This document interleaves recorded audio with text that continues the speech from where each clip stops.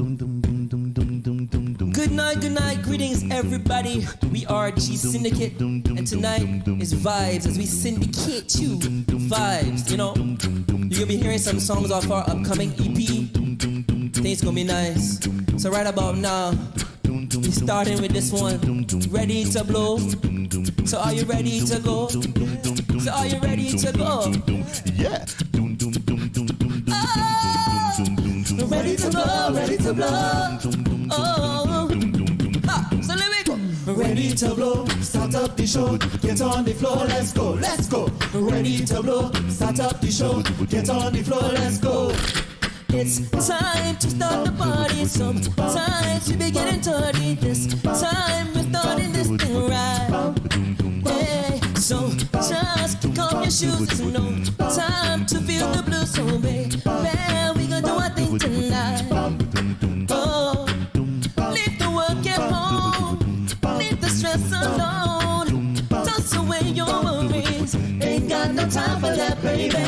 Now you got the chance. Lose your fears, just dance. We're gonna rock this party.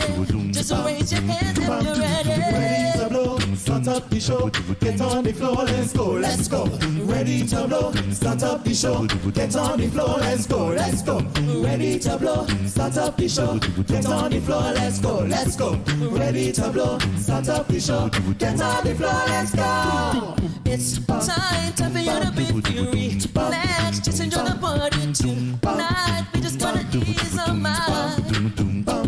So just think about the world, 'cause we're not gonna stop at all, and we're just leaving all our fears behind. So leave the work at home, leave the stress alone, toss away your worries. Ain't got no time for that, baby. Now you've got the chance.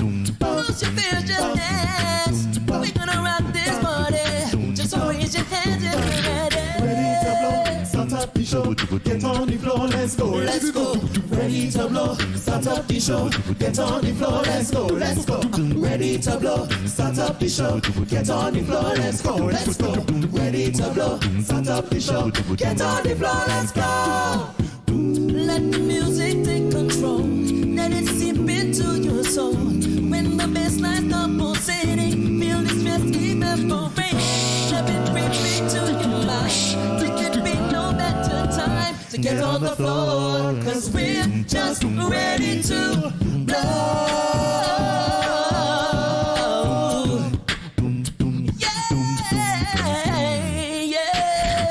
Ready to blow, start up the show. Ladies and gentlemen, Mark on the trombone.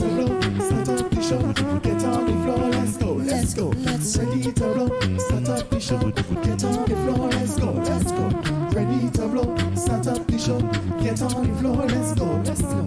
Ready to blow, start up the show, get on the floor, let's go, let's go. Ready to blow, start up the show, get on the floor, let's go, let's go. Ready to blow, start up the show, get on the floor, let's go, let's go. Give it up for Mark, y'all. So let me go. Ready to blow, start up the show, get on the floor, let's go, let's go. Ready to blow, ready to blow, start up the show, get on the floor, let's go, let's go. Ready to blow, start up the show, get on the floor, let's go, let's go. Ready to blow, start up the show, get on the floor, let's go. Ready to blow, start up the show, get on the floor, let's go, let's go. Ready to blow, start up the show, get on the floor, let's go, let's go. Ready to blow, start up the show, get on the floor, let's go, let's go. Ready to blow, start up the show, get on the floor, let's go.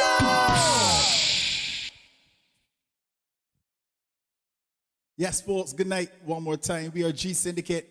This next song we're going to do for you, you can find it on our upcoming EP called Revive. We released it last year, and we're ready to rock. This one is called Chemistry.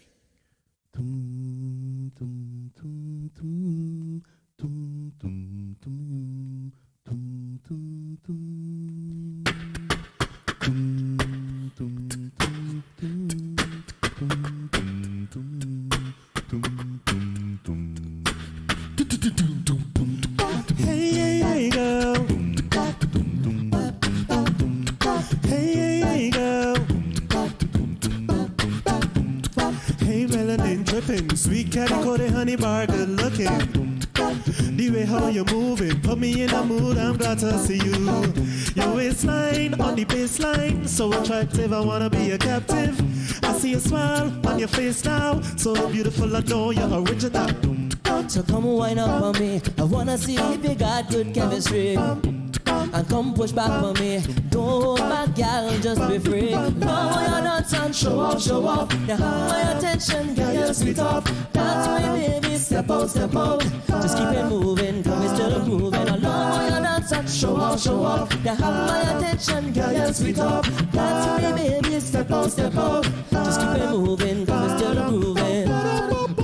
We're still grooving. We're still grooving. We're still grooving. Come talk to me, girl. Classy and intelligent, are you run the world? Let me say face to face. Know you feel the tension, just had to mention. Your brown eyes, shining bright, so gorgeous and glowing like sunlight.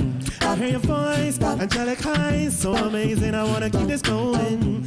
So come wind up on me, I wanna see if you got good chemistry. And come push back on me, don't hold back, gal, just be free. I love you're not son, show off, show off. You have my attention, gal, you're sweet off. Dance me, baby, step out, step out. Just keep it moving, cause it's still grooving. I love you're not son, show off, show off. You have my attention, gal, you're sweet off. Dance me, baby, step out, step out. Just keep it moving, cause it's still grooving.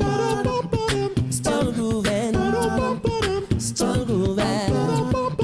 Still grooving. Hey, girl, I wanna take you home with me. And hey, girl, show you good energy, yeah. Hey, girl, I wanna treat you right, you see, you see, you see. Hey, just the two of us. We can make it if we try, just the two of us. Just the two of us. Just the two of us. Building castles in the sky. Just the two of us. You and I. What you won't do for love. You try everything, but you won't give up. What you won't do for love. You try everything, but you won't give up. So come wind up on me, I wanna see if you got good chemistry. And come push back on me, don't hold back, gal, just be free. Lord, you're not son, show off, show off. You have my attention, girl, you're sweet off. Dance me, baby, step out, step out. Just keep it moving, cause it's just grooving. Lord, you're not son, show off, show off. You have my attention, girl, you're sweet off. Dance me, baby, step out, step out. Just keep it moving, cause it's just grooving. Lord, you're not son, Show off, show off. you have my attention, girl, you're sweet off. Dance to me, baby, step out, step out. Just keep it moving, we're still moving. I love you're not touched. Show off, show off. You have my attention. Dance to me, baby. Step out, step out. Just keep it moving, cause we're still moving. We're still grooving. Still grooving. Still grooving. Yeah. The next selection is entitled Englishman in New York, a song made famous by Sting in the 80s. Hope you enjoy.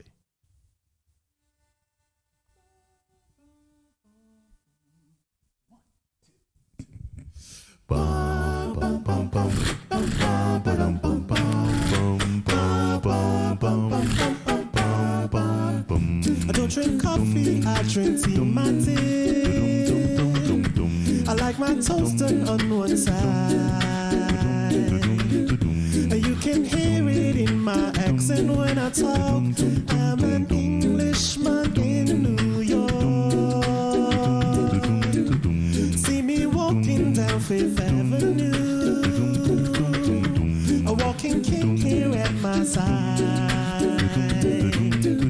I take it everywhere I walk. I'm an Englishman in New York. Oh, I'm an alien. I'm a legal alien. I'm an Englishman in New York. Oh, I'm an alien. I'm a legal alien. I'm an Englishman in New York. If manners make it man, as someone said, he's a hero of the day. It takes a man to suffer ignorance and smile. Be yourself, no matter what they say. Oh, I'm an alien. I'm a legal alien. I'm an Englishman in New York. Englishman in New York. Oh, I'm an alien. I'm a legal alien. I'm an Englishman in New York. Modesty's propriety can lead to notoriety. You could end up as the only one. Gentleness, sobriety, all rare in this society. At night a candle's brighter than the sun. In New York, concrete jungle where dreams are made up. There's nothing you can do. In New York, there's more than combat gear to make a man. There's more than a license for a gun. Confront your enemies, avoid them when you can. A gentleman will walk but never run. If manners make it man, and someone said he's a hero of the day. It takes a man to suffer ignorance and strive. Be yourself, no matter what they say. You know you sing at home. Oh, I'm an alien. I'm a legal alien. I'm an Englishman in New York. Oh, I'm an alien. I'm a legal alien. I'm an Englishman in New York. Englishman in New York City. I'm an alien. I'm a legal alien. I'm an Englishman in New York. Englishman in New York. Oh, I'm an alien. I'm a legal alien. I'm an Englishman in New York.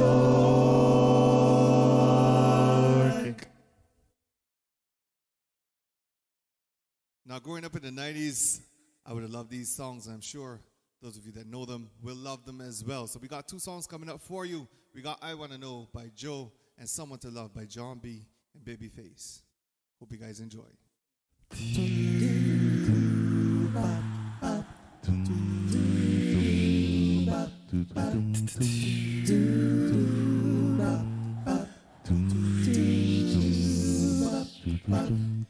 It's amazing how you knock me off my feet. Every time you come around me, I get weak. Oh. Nobody ever made me feel this way. No. You kiss my lips and then you take my breath away. So I wanna know what turns you on. Yeah, I wanna know. So I can be all that and more. And I'd like to know what makes you cry. Oh, so I can be the one to always make you smile. Girl, he never understood what you were with. No. And he never took the time to make it worse. More loving girl. Baby, I'm the kind of man who shows consent. Yes, I do. Any way that I can please you, let me learn. So I wanna know what turns you on. Yeah, and I wanna know so I can be all that and more. And I'd like to know.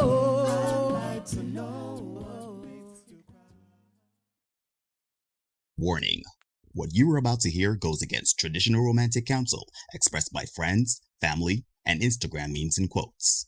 Open-mindedness is advised.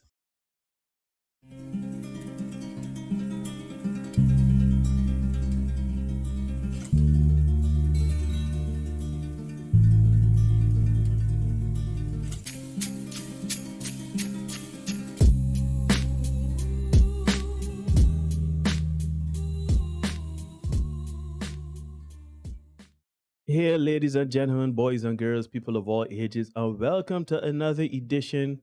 Jeez, hit him with it. No, get him again, man. Get him again, man. No. Yes. Here, ladies and gentlemen, boys and girls, people of all ages, and welcome to another edition of the Senate Podcast. I'm your host, Neil, joined as always by my brother from another, and your host, Derek. Yeah. And together we bring you another live stream long test cricket version of the Senate Podcast. And of course, we have this beautiful young lady here, Dr. Carrie Ann Pierre. She's joining us yet again to give her feminine insight into the things we talk about. Yep. Well, bumbleclot, yes. Yes, so we have Dr. Carrie Ann. She is here. She is joining us as always. And yeah, we are here to talk the things. Now, Derek, my brother, well, first, no, ladies first, of course. Say beauty before age. So how are you doing? How you doing, Dr. Carrie? How is everything? How is life? I'm well, thank you. Life is moving along as life does. So I'm all right. Ain't that a word? And then, of course, my brother, how are you doing? How is life in the tropics? I don't like when you smile, I Carry on and learn it, when this man started to smile bright and thing. Yeah, it's be roughness. Yeah, it's not pleasant. I'm great. I'm fantastic. See Marlon here in the chat saying that the doc is here for more abuse. Hey, man. We were saying that just before we came on. She's a masochist, so. She's a masochist. Marley is here as well. Big ups to Marley. She's up late. So good night to all that are watching so far. Yeah, man, I hear cool. I am good. I had a good workout this evening. Long day of work. The sun seems to be getting hotter as we progress, That ain't no lie. Global warming, climate change, whatever you want to call it, all that. But yeah, man, I surviving in the struggle. And see Steve in the house. Good night to you, Steve. Would you man? Yeah, man. Steve, would you man? And I hear, man. I hear ready to crank as always. Do the Lord's work, as we say. What's going on with you, man? Talk to me. What's happening? Hey, man, I am here. Sad reality is that went to a couple of funerals. I went to a funeral today, but there were a couple of funerals today. People that I knew or people that I knew, and it's just one of them things. It's put life in perspective when you get them sort of things, and you start to wonder what it's all about. And then had a very interesting conversation. I think it was Sunday night, and then Monday during the day too, with regards to the whole man-woman thing, relationships and stuff like that. And it was a bit frustrating, It could be a very frustrating space. We were speaking about it literally just before we came on about how the world just seems to be going in a place that is not necessarily positive. But, at the end of the day, it's all about gaining perspective, and it's all about mitigating and navigating the spaces that you will no doubt inhabit as you go through life, right? So Dr. Carey was saying she navigating life, she moving through life just as life does. Essentially that's it. Trying to make sense of this whole thing. As I keep telling y'all that watching, yo man, I mean, y'all may see the lights, y'all may see cheese, look at them man on YouTube. They got a following. They say, trust me, when they want this mental space when they come here. Because you gotta do your research, you gotta watch content, and you gotta kind of, we don't necessarily look for the bad in people or in women, but we used to get bad from men and women, and it is really I don't want to curse, but the people sure, but hell in a hot basket is the apt term. Anyhow, let me bring down the show because it can get a lot rougher still. Derek, tell us about G-Syndicate. We would have had the guys singing beautiful melodies. Tell us, and you had a big interview. I see ya. Gee, so listen, ladies and gentlemen, I want to point out, right, that I have a bona fide. I am good and grateful to know a genuine celebrity, a local. No, and I'm not even being facetious. I am not even being facetious because, I've known this man now. He keeps telling me don't say the amount of years, but this is one of my closest friends in life, and it is a pleasure to watch him, stay committed and consistent. He's an inspiration to me as a man, and to see him in the spaces that he wants to be in and flourishing and getting recognition for that, not only in this space, but in, he's the head of G-Syndicate. So it's a pleasure. He was part of a radio interview over the weekend. That is what, your third interview in the last month and a half, my brother? Yeah, you're doing the tour? Yeah, trying to get some more sorted. My guy Mark went with me.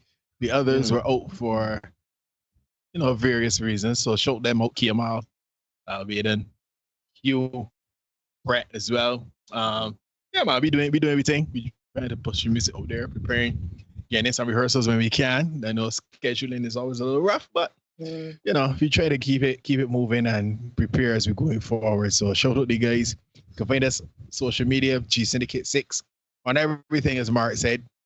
So you want to type in G-Syndicate 6 on Twitter, Instagram, Facebook, right here on YouTube, gsyndicate6.com. Once you type that in, you will find us. So yeah, man.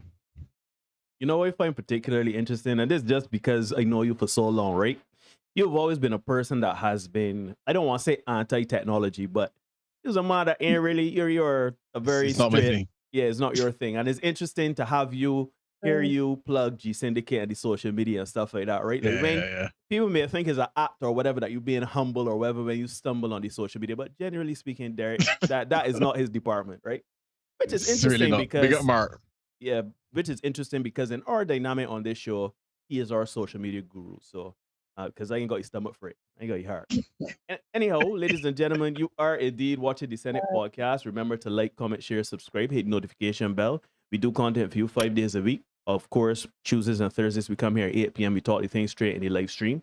And, and then on Mondays, Wednesdays, and Fridays, we have the Senate shorts. Now, those are a bit wacky. Those are a bit out there. But, generally speaking, I hope y'all like the last short. I personally like editing the last short where that was Dr. Kerry's first short with us. She was all eager and excited. Yeah, boy. And that ruined her Christmas. Oh my God. So yeah, like the content, like, comment, share, subscribe, hit notification bell so you don't miss anything. And let's build this community. Most important words I say, share, and comment, like. You're coming into the live stream. Those coming in, thank you so much for joining us. I see Cornets, Papi, my mom, Matt Brown, Annie C. Good night. Cherish is here. Marley is saying that she's going to more weddings and funerals and baptism. Ain't that a word? And that's how it goes when you get older. Yeah. Yeah, man. My mom, Matt Brown, man. Matt Brown has been tuning in every night that we've had a live stream for a little while. You see, he loves the shows. He enjoying the shows. He is hopeful that he can still, find that special someone. And amen. Yeah, he's holding out hope. So he told him to tune in tonight so he could dash those hopes for him. So Leanne Riviero. This is This is Lee. Leo? No, this is another Lee. Who knows? Anyhow, if you are, let me know. Lee, Ramel Hall, big ups. See, Ramel, I like it. Every picture you put up with your wife, boy. Everyone, every single one. Everyone on Facebook. Anytime I see it, I put in love. I am so like, if it's one man, I'm glad that he's still fighting the good fight there. Yeah, he's fighting the good fight. He fighting a good one and he out. So anyhow, ladies and gentlemen, enough preamble. No, as I told y'all, oh yeah, it's Leanne. I didn't know that was your full name. Interesting. Okay, well, glad to see you. Well, Kevin as well. Yeah, it's always Lee. Anyhow, ladies and gentlemen, as I said, we are the Senate Podcast, and every Tuesday and Thursday we do these live streams at 8 p.m. Now, before we come on to this live stream, Derek would usually go on our social media pages, particularly Facebook. Give us a like and a follow on our Facebook page, the Senate Podcast. Derek goes on there. He lets you know what we'll be talking about on the next edition of the live stream. Now, this is no different. Today, he would have done the thing. Very early out today, he sent me the write-up. He told me, is Dr. Kerry available? Early out in the juggling. I messaged her early out, and she said she was available. He told me, this one may be the one. But anyhow, this wasn't my last time. This is when I Not your last time. Your last time. Our this is the channel's last time. This is The channel's last time. yeah. This is not this. No. This is everybody here. Oh, But in all seriousness, we are talking about crisis, and we are talking about do men. What is it? Do men you go Really ahead. have? Yeah. Do men really have as many options for long-term relationships or marriage as we are made to believe? That is the question tonight, right? Well, over to you, my brother. Lead us in sermon. No, here's the thing, right? I know people can say off you, but of course, right? Of course. You know, they got enough good women out there. And I will say, of course, there are good women out there. The enough part is the part that we gotta work out, right? Share a quick story before we even get into the thing, right? On Saturday, I was playing some cricket at Holders Hill, right? Mm. And I am fielding on the boundary at Holders Hill. Holders Hill is a district community. Yeah. District field. Mm-hmm. So I am on the boundary. There's a road, then there's a road. Mm-hmm. Two men are standing in the road, two older gentlemen. They look like they're 60, heading 70. And they are having a conversation about the man-woman dynamic. And I found it so fascinating that at that age, they are saying the same things that we say on this show every night. But hold on now. Let's be clear, Derek. Yes, sir. You know what it would say? That those older men from a time. Yeah. That, sir, I know they were saying. You know the buzzwords and the terms that they would use. But they were talking about, how the men is get fleeced and all them kind of things. But I ain't here to get into that. I just wanted to highlight that I found it so fascinating that two older men having the same conversation that we have here every week. I see students that I teach. I would have thought they move on to secondary school, them saying the same things. So they tell me that we start drunk, but hey, the proof is in the pudding. Anyhow, on we go. For the past few decades, folks, we've heard the phrase men in crisis, right? It's also not unusual to hear the other phrase, men in shit. We've heard both being used to describe men today. And as the two old men have been telling, describe them back in the day too, right? As fate would have it, over the weekend and again today, I saw a meme that made me give a wry smile, right, Neil? So let me get number one there, so, right? Yeah, number one is on screen, my brother. And this meme said, ladies, the Lord said he ain't got no more men in the back, just what's out there. Yeah. I remember you did put that up. Yeah, you did share that with us. Yeah. But that's the thing. The one I sent you guys is from another lady who shall remain nameless. Of course. This one is from Spiritual Word, right? Okay. Of course, the ladies had a field day in the comment section, right? All was right with the world as we got another opportunity in a public forum to let men know how useless they are, right? You see, we love to think that men are responsible for any and all of the ills in society at large, and definitely in relationships. And ipso facto, women have no viable options for long-term relationships or marriage. But is this really the case? Are women the ones who can't get what they want in relationships, or is it, in fact, men who have difficulty finding what they want? Folks, again, you're on the road tonight. They tell me earlier, the bike open and it deep. Get your notepad, right? I recently had a conversation with a friend of mine who too shall remain nameless. And he said to me that it is really women that are in crisis. Let me get, oh my God, for that, because I know somebody ready to flag. Yeah? Not the dramatics, not the melodramatics from Dr. Carey. Yeah. Oh, land sakes. Yeah. That phrase stuck with me. Women in crisis. Because we've never heard that ever in life. Ever.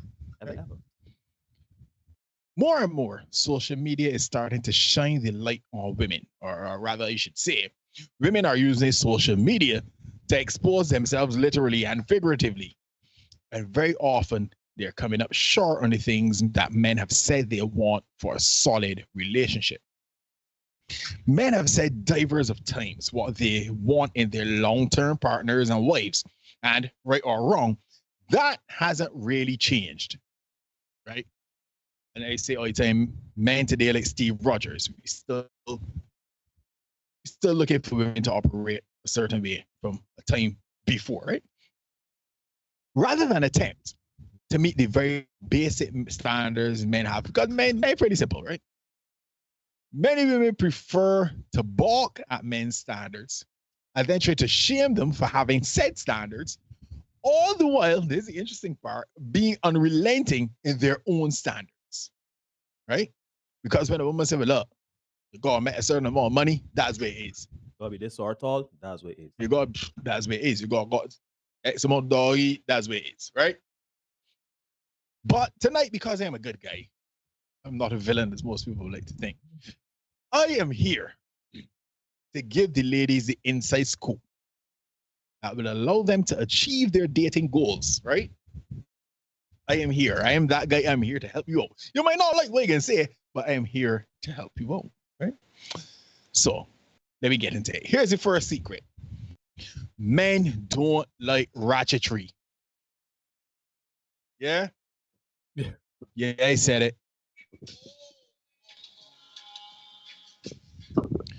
Only today. I mean, 50 years ago. I mean, today. I got a video of a lady who went to the gas station in nothing but a thong, some shoes, and some socks. Obviously, Neil, we can't show that video on YouTube. No, we can't show that video. But then it didn't send you. Not to cross you, but remember there was a woman in Texas. There was a woman that heard that there was a restaurant in Texas where you couldn't go with a certain amount of you couldn't and dress that is the same lady. The same lady. Right? Well, for Dr. Carrie Ann, let me catch you out, right? So there was a restaurant. Well, I can't remember the name of the establishment at all. Right, but there was a the place turkey leg shack. Yes, the turkey leg shack. Right, there was this place that said on social media that this is the dress code. Women should dress a certain type of way. This woman took it upon herself to say, "Oh yeah, she flew to that place, took off all of her clothes, got out the car in just high heels, and went into the restaurant to prove a point." All right. To prove a point. Caught up. Thank you. We can't show that one either. Can't show that video either. No. When I use the phrase "men in crisis," right? There's usually women in crisis. There's usually a hush, right? Because women don't know how to respond. The generally want you like get at me, buddy. I can show you what I mean tonight, right? Men don't like ratchetry. Men generally don't like the accoutrements such as the bonnets, the weave, sometimes the multicolored weave, the gaudy tattoos, and the makeup like you're going to fight Batman. Yeah? Men don't like that. And when I say men don't like that, I'm almost close to saying 100%, because I know some guys who are the very defenders of women and their behavior and them hate makeup. Yeah? They are as surrogate can get for women, and them hate the makeup. So when I tell you that nearly all men don't like it, that's it, right? Why?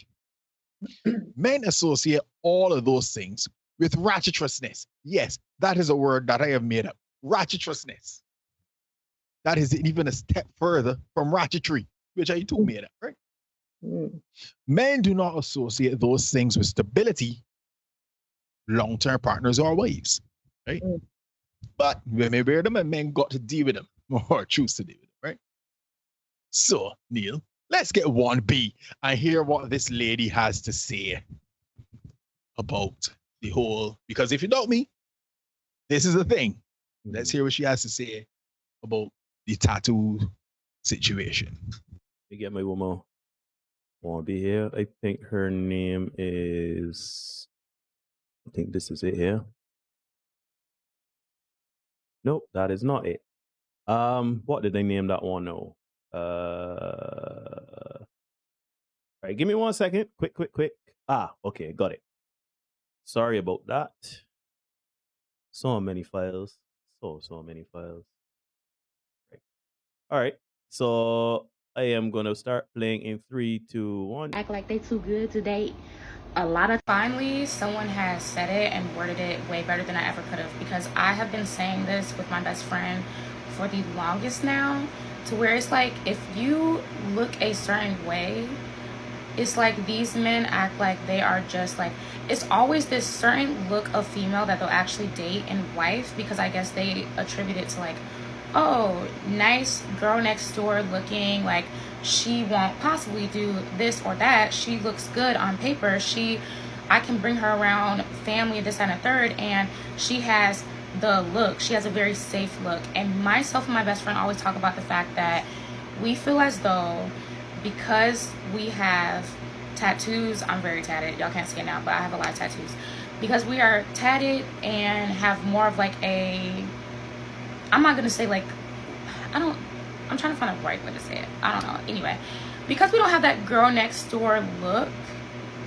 men consistently try to fun girl us. These college educated men, it's always them. Like when it comes to like they always assume that we only like hood guys, that they assume that they know our type, and they don't even give us a chance. Because me personally, I like college educated men. I went to college and that's just what I like. I like nerds. I like fine nerds. I like squares. But these men always assume that my type is like, oh, I see she's tatted, she like hood niggas. That's like, and I'm just like, why do y'all keep doing that? And then not only keep doing that, but then you keep trying to put us in this fun girl category. And the fun girl is this category where it's like, I enjoy having fun with you, but I would never wife you. You don't have the look of somebody that I would consider a wife. And it's like, what does a wife look like? Because just because somebody looks like your girl next door does not mean she's a good person. It's not mean that she's automatically educated. Me personally, in a nice way, I make a lot more than a lot of the girls that they consider like, oh, like successful and stable and have like this great image. But I don't work a job that is like conventional, to where it's like, oh, well, I can brag about what kind of job she has. So they just always want to fun girl me. And I am tired of people assuming that I like a certain type of guy and wanting to fun girl me, because personally, I want a family and commitment and a relationship and all of those things. I want to get married. And I'm tired of people assuming that because of my look that I'm a fun girl. I know how to have fun, but don't stop fun girling me. Well, stop fun girling the girl. But here's the thing. If you present yourself as a fun girl, you know? But hold on a minute, brother. But hold on, if you present yourself as a fun girl with tattoos, oh no, that doesn't necessarily mean that you are a fun girl because you have tattoos and weave and you dress up. But here's the thing. You dress there up. There are studies on this. Mm-hmm. There's studies on this. That is what men associate those things with. Men look at it, they associate tattoos with porn. That is literally what the study says. Sorry, they don't have it there to hand.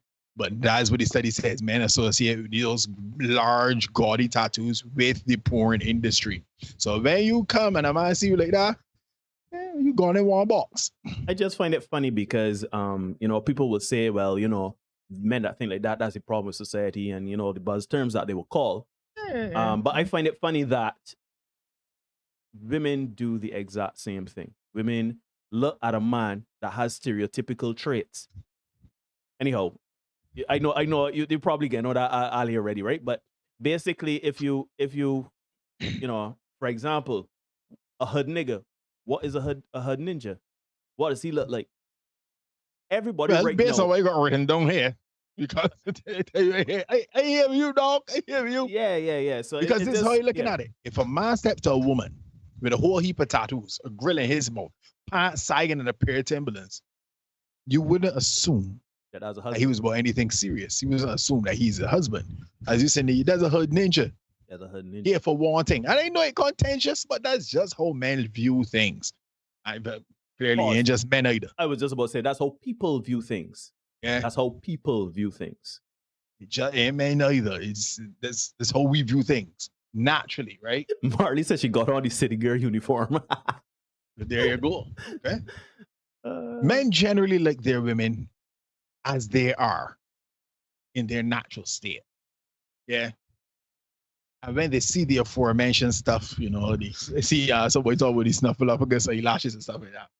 They just see them as unnecessary add-ons that make women take longer than necessary to get ready to leave the house, and then longer than necessary to get over them things, the other costume to get ready for bed. And right? let's not talk about the expense. Well, Well, you don't have to talk about the expense, Neil, because you're just supposed to take care of it as the man. That's exactly why. That is exactly why you gotta be worried about. That is exactly why, because based on what conversations we've had, Carrie Ann, it don't sound like a cheap endeavor to look like how she looks. It's not. And I gotta take that up. It's not. How to play that 3 times, boy? Cause certainly. I'll play it again, cause I got one more time. Wait. Yeah, we gotta work on a solution for this soundboard, man. Yeah. Because like I say this, right? I haven't had a comb. I haven't used the comb in my head in over 2 decades. So at this point, for me to be buying hair for anybody, it's a little ridiculous to me. Just saying. I think at any time when you buy in here for someone, somebody got hair up in the head, but hey. I'm just saying. Nonetheless, this is a hill on which women are prepared to die and somehow turn it into a socio-political agenda. So Neil, give me number 2. Brace yourself, because I know you've seen this one before. Brace yourself for number 2. I have never seen this video before. I think Carrie Ann would have seen fantastic. It. You see, Carrie Ann, you remember I told you earlier, right? I try to keep try not to watch them, right? Anyhow, we here, let me get it. As for Black women who wear bonnets in public, I'll just say this. Regardless of where you stand, whether you think bonnets are fine or whether you believe in respectability politics and think that a piece of head fabric is a threat to the Black community, this debate shows us one thing for sure. If something is considered popular or prevalent among Black women, it will eventually be so heavily dissected that it becomes a social or political discussion, no matter how simple it is. That's right. Like wearing a damn bonnet to the airport. That's right. This discourse could have easily been about just looking raggedy in public, but no, that's not specific enough to Black girls. So y'all had to sprinkle bonnets in the conversation like parsley on bland pasta. We can't wear wigs or we hate ourselves. Wear your natural hair and you might not get a job. Now bonnets are a problem. Next, y'all gonna have a problem with cocoa butter and aging well. Yeah, I did see that already. I think I sent the guys that one. Yeah. I could get a sprat every now and again. Carrie, you can imagine this man tell me one time I put Sandy chat. The man tell me to delete it so that I don't see it so he could trigger me later. That's a good friend. That's a good friend. How classic. Yeah. Anyhow. So my girl turned the whole bonnet thing into a whole socio-political thing. But hey, just carry yourself a certain way, right? But you know what I like about that, Derek? Not to cross you, but you know what I like about that? Maybe you were about to say this, but you know what I like about it? I like the fact that something that is exclusive to Black people, that is embarrassing to Black people, is seen as a geopolitical hot button topic because we're trying to criticize Black people. We're trying to move the needle to target Black people. I don't see any Carrie Ann, you could talk about this, but I don't see nobody else in bonnets walking about this. Nobody wants bonnets, but there are other headpieces, and I don't know if you guys are following what's going on in Iran and the situation there. Okay, with the hijab. So there's a lot of attack on. It's part of identity politics, as you guys know, right? Because clearly, women of color are the ones who are wearing headpieces. It's part of our culture. It's part of our heritage. And so to her point, it's not just to acknowledge the fact that, oh, here's a woman of color wearing a headpiece. She's raggedy and wearing a headpiece. And so it becomes a political issue. I'm glad you took it there. The hijab is religious gear? Correct. Religious garment. Okay. It's the whole cause. So there's a religious piece to it. I would like for you to also extend that there is an oppressive aspect to that. Okay. Within the religion. So, right. Yes. Okay. Fair enough. Let me ask you this, Carrie Ann. As a Black woman, what do you think about wearing bonnets in public? No, come now. You see, you stopped at black woman. That's different from being a black Caribbean woman. No. There are certain No. things that you Hold don't do. on. My lady. You just don't No. do. Just hold on a minute, Dr. Kerry. You are a black woman, are you not? By U.S. standards, I don't necessarily identify as such, which is another. Okay. So, Let me. Okay. When you're back home in Jamaica, yeah, and you see a woman in the line to pay a bill, and she has on a bonnet, how do you feel about that? So for me, it's always she rushed out the house, like she didn't have enough time. However, that's at home. Okay. Here, okay. Here in the US, it's like I know you had time because you have on the lipstick, you have on the lashes, you have the nails, you have the face beat. So why the bonnet? I don't know if you maybe you haven't been home in a while, but women do leave home dolled up in bonnets. You asked me for a specific type of woman at home. I don't see them dolled up in bonnets. Well, some don't. Some leave home. Okay. Far removed from balled up and in the bonnet. Right. Those are the ones I'm used to seeing. It's to rush out the house, tie up our head, rush out the house to go to the market. I saw a woman this evening in her bonnet thing. Right? Only this evening, I smile because I know I am hard written down for tonight, right? So the fascinating thing about this whole bonnet thing, right? And this is how we know, right? That they're trying to bullshit me. And that this is Dipsy doodling at its finest, right? Because Carrie is so regular, you know. I tell you, she sounds sweet. She sounds sweet. No, I completely agree with you that it's Dipsy doodling. I'm not denying that. I'm just simply saying, from my orientation to it, it's not something you do. Right. It's just not. And this is how we know that black women know that it's saying that really and truly we should be doing it like that, right? They will fight for their right to wear the bonnets, right? But then, when Apple comes with a bonnet emoji for their latest iOS, you get offended. Need to give me 3 and 4 on screen, please. Yeah? We get 3 or 4 here, boy. 3 is on screen. Do better, Apple. After all these updates, still no options for a black family emoji. Instead, you create bonnets, which are commonly worn by black women. It's screaming big discrimination. Give me 4. There you go. Apple, where's the black family emoji? You could have saved that bonnet BS. So they know it's BS. I don't have. They know it's BS. I'm not Apple owner, so I wouldn't know anything. We on Android, we have the black family, you know. I'm not saying. I'm just saying. We got single mothers, we got single fathers. Everybody black. Not saying, just saying. Shoot, we have. It's so diverse that we have homosexual and lesbian couples with children. Not saying, just saying. As Android, yeah. Having said that, if anybody for Apple listening and want to give me a computer, I'll make it work, right? Hey man, we was sponsor the fuck out of the that's not the best way to. We will sponsor the heck out of your product. Yeah. Right? Now, here's what I want to say to that, right? If you fight to represent yourself a certain way, you can't be upset when others associate that representation and the reputation with you. Life just doesn't work like that, right? So let me push forward, because that's what they're carrying itself, right? Just like, we do what do we think? Do we think? Man, wrong with that. Do your thing. Do your thing, man. And ladies, there's absolutely nothing wrong with you doing your thing. Do your thing. Yeah.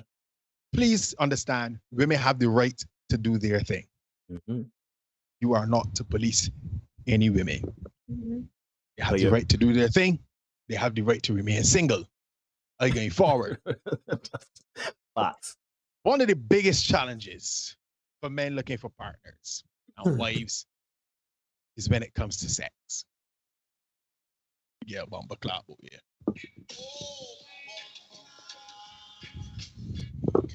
Now, gentlemen, this is going to be rough, so strap it, right? Many men want to think of their woman as chaste and pure as the driven snow, right?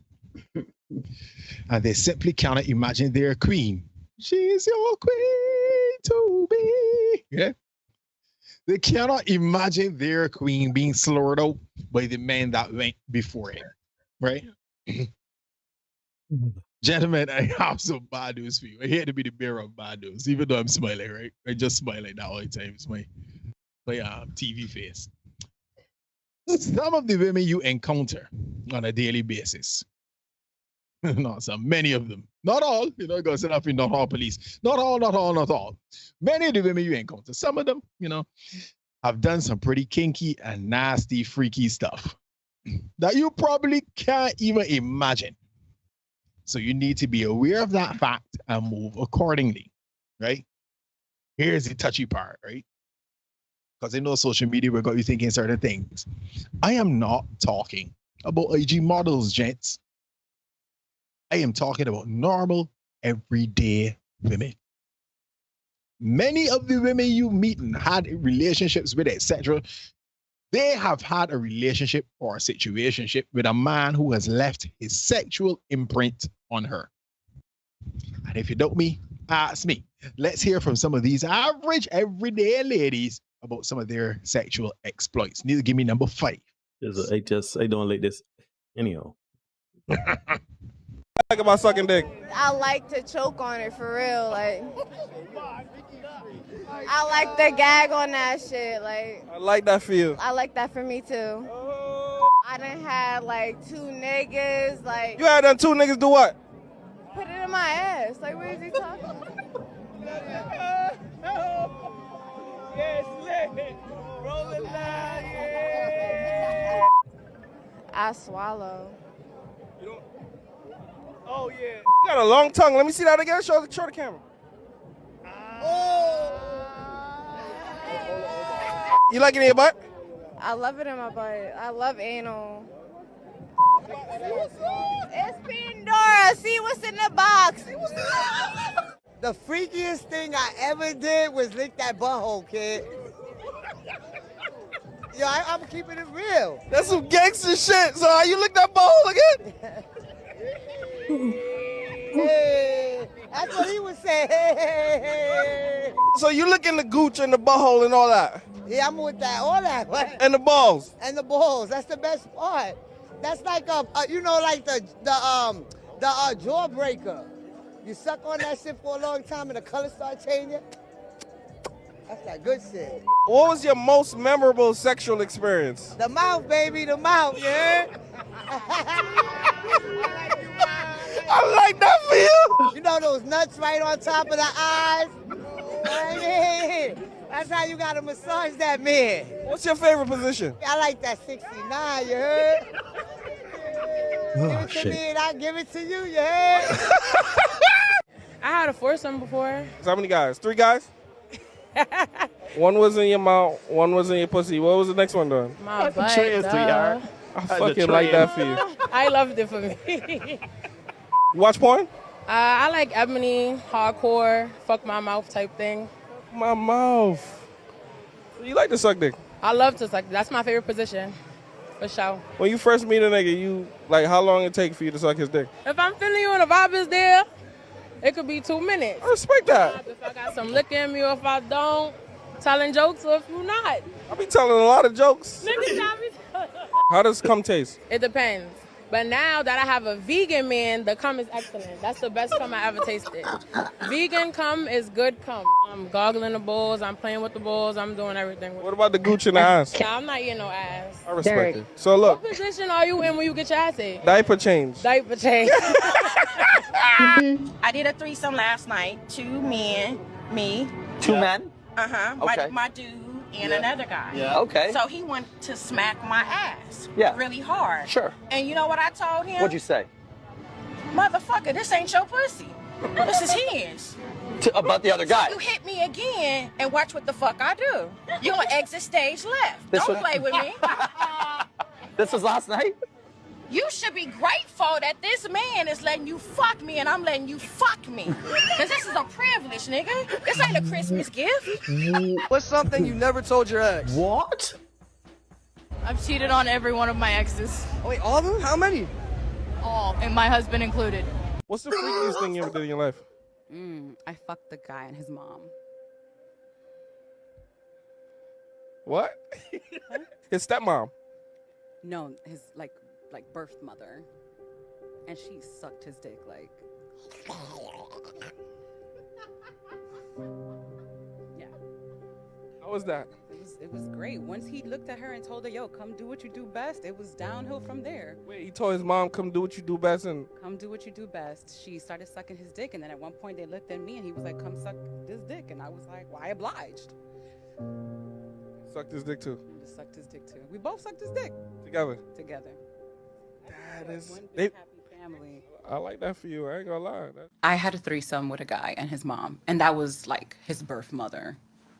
Wait. Hold on. So, when you say threesome, everybody interacted with She each other. was sucking dick. Oh my Whoa, God! whoa, Oh, God. Wait. I wanna go.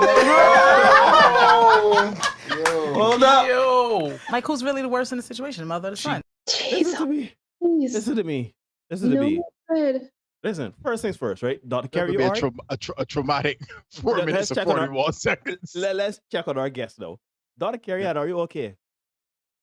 I will be fine. Need to get a drink? You need a moment? You good? You wanna There is some Johnny Walker in the cupboard right there. I will be fine. Right. So while you do that, let me plug the show. Ladies and gentlemen, you are indeed watching the Set It podcast. Remember to like, comment, share, subscribe, hit the notification bell, and let's raise this community. Now, my brother.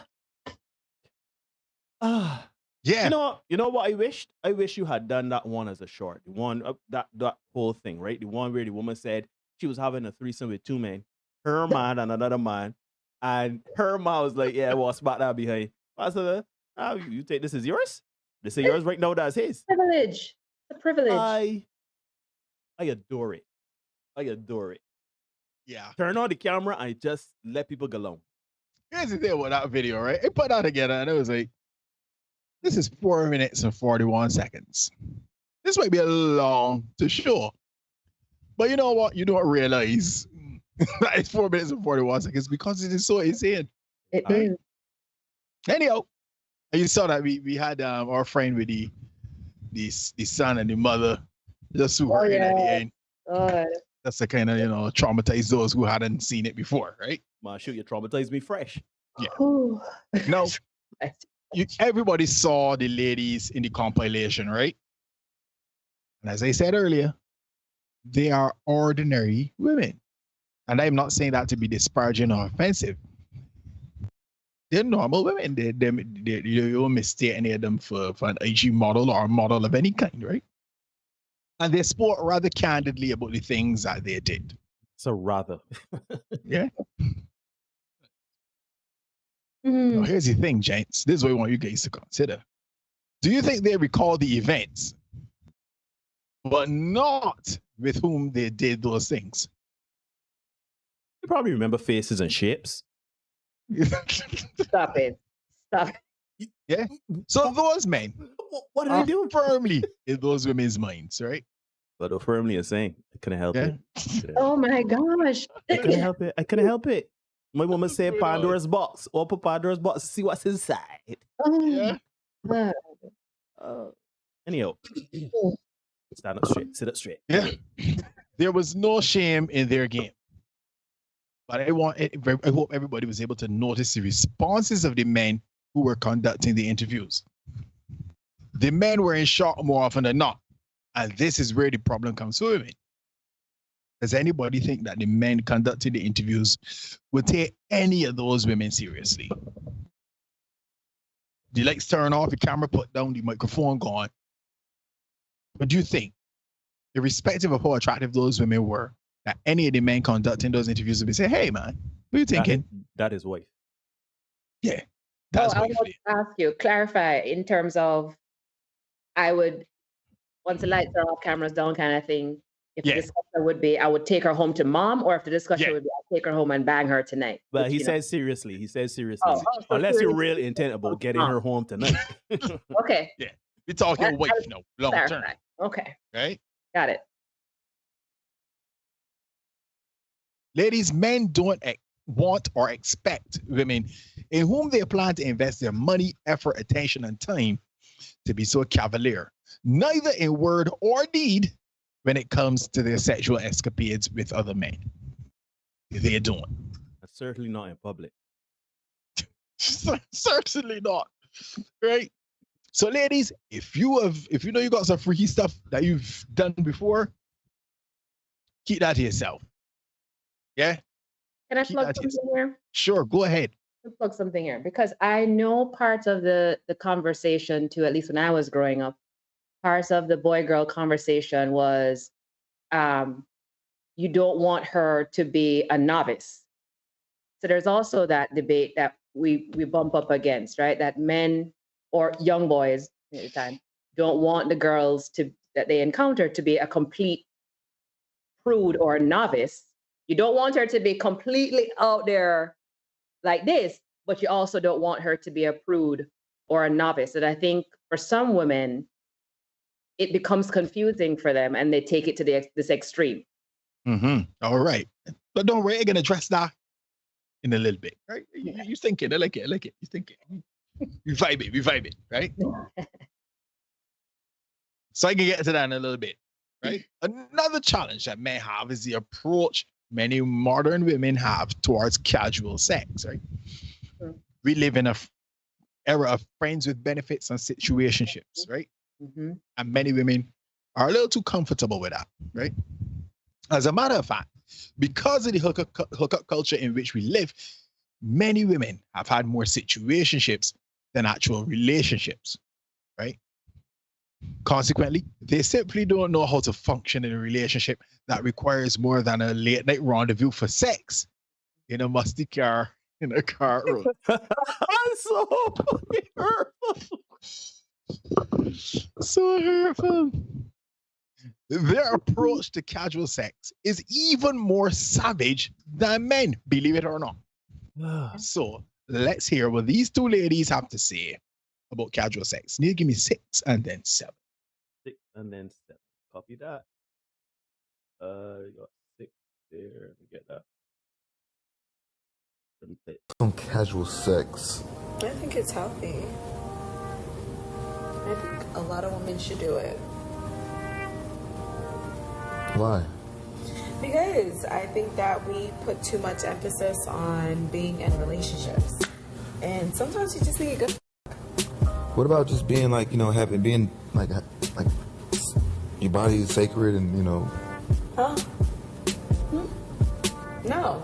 I mean, I do think that I don't think you should just be out here any and everybody. But I do believe that if you feel like there's a guy that you really think is attractive and maybe you're not really attracted to him mentally, but you are physically, you should definitely give him a go and send him home after. Send him free. Because men do it all the time. Like, I feel like as women, we need to learn to, discernment. Like, we need to learn to dissect certain things. Like, this is sex and it's great sex and that's all it's ever going to be. Not everybody you have sex with is going to be a person. And that's not going to be your partner. Like, it's just sex. You should move along. So yeah, I think it's important to do that. But a lot of women, when they have sex, it's an attachment to feelings and emotions and I don't think there's nothing wrong with it. I don't think so either. As long as you're both safe, you're enjoying yourselves. If I call you and the only reason we hang out is for sex, don't get to small talking me. Don't ask me how I'm doing, how your mom and them, how's work, how you been. I've been wanting to put it in your mouth. That's why I'm calling, and you know that. Don't act like we're different people. If you know the only reason we get together is to do the horizontal mamba, okay? The only reason we get together is to make the beats with 2 backs, okay? The only reason we get together is to bump uglies. Why are you acting like you concerned about what I do? Why? Why are you acting concerned with how I've been? I'm not concerned with how you've been. That's why I didn't ask. Where's the mouth? I love it. You know what I found striking, before you carry on there, you know what I found very striking about what the first lady said? That she says, what is wrong with that? Men do it all the time. Yeah, that bothers me too. Yeah, so you want to be like a man. You want to move like a man. You would like to do things as a man. And then they're older. Didn't know that. But I can get to that in a minute. Right? Now, our friend in the car, she doesn't even want you to. How locked and loaded Derek is tonight. I really just want. Listen, the man. Listen, I want you to know, Dr. Kerry. The man told me from earlier he can be in his bike tonight. You watching Michael Jordan in '98 against the Jazz? He's locked and loaded. You hear me? Listen, shell the place. yeah. The man is in his zone. The man in his bike. So just sit back and enjoy the ride. I have enjoyed it. To be honest, I truly like to dissect these things, and I like the psychology of it. So it entertains me, right?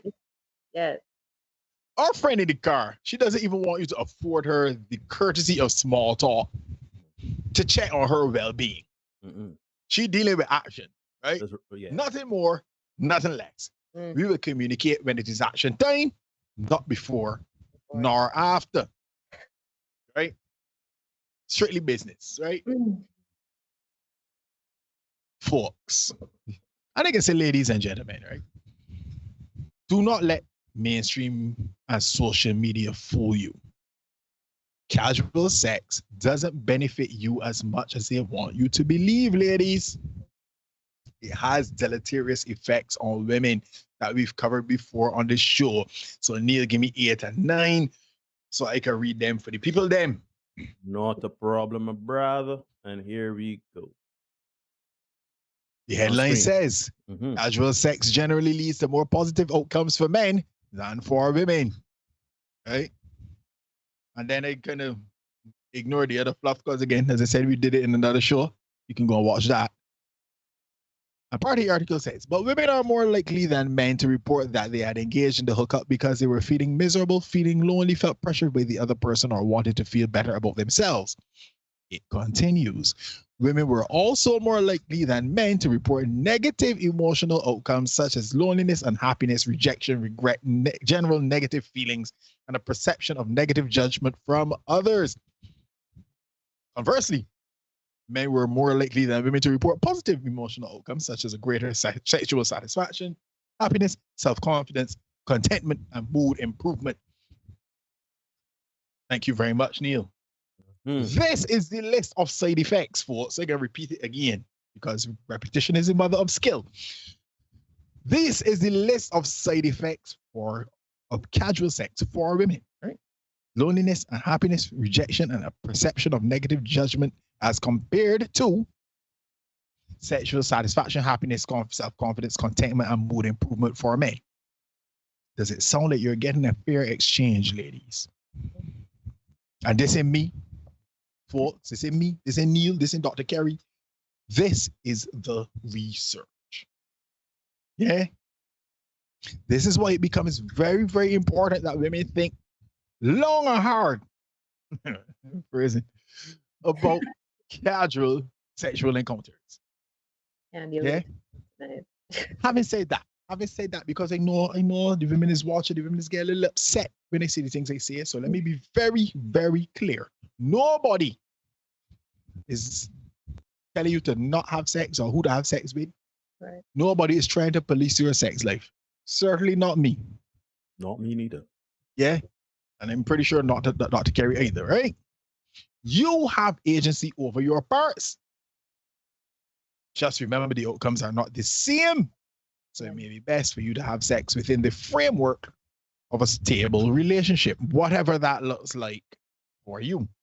And plug from the female side, talking to the gents on the line, it's also important for you to be discerning, right? Because you get caught up with the wrong type of woman and she'd be with you for the rest of your life.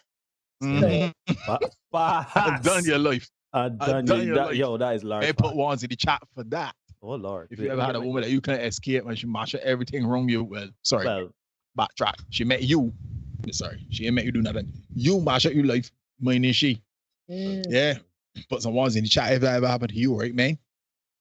No.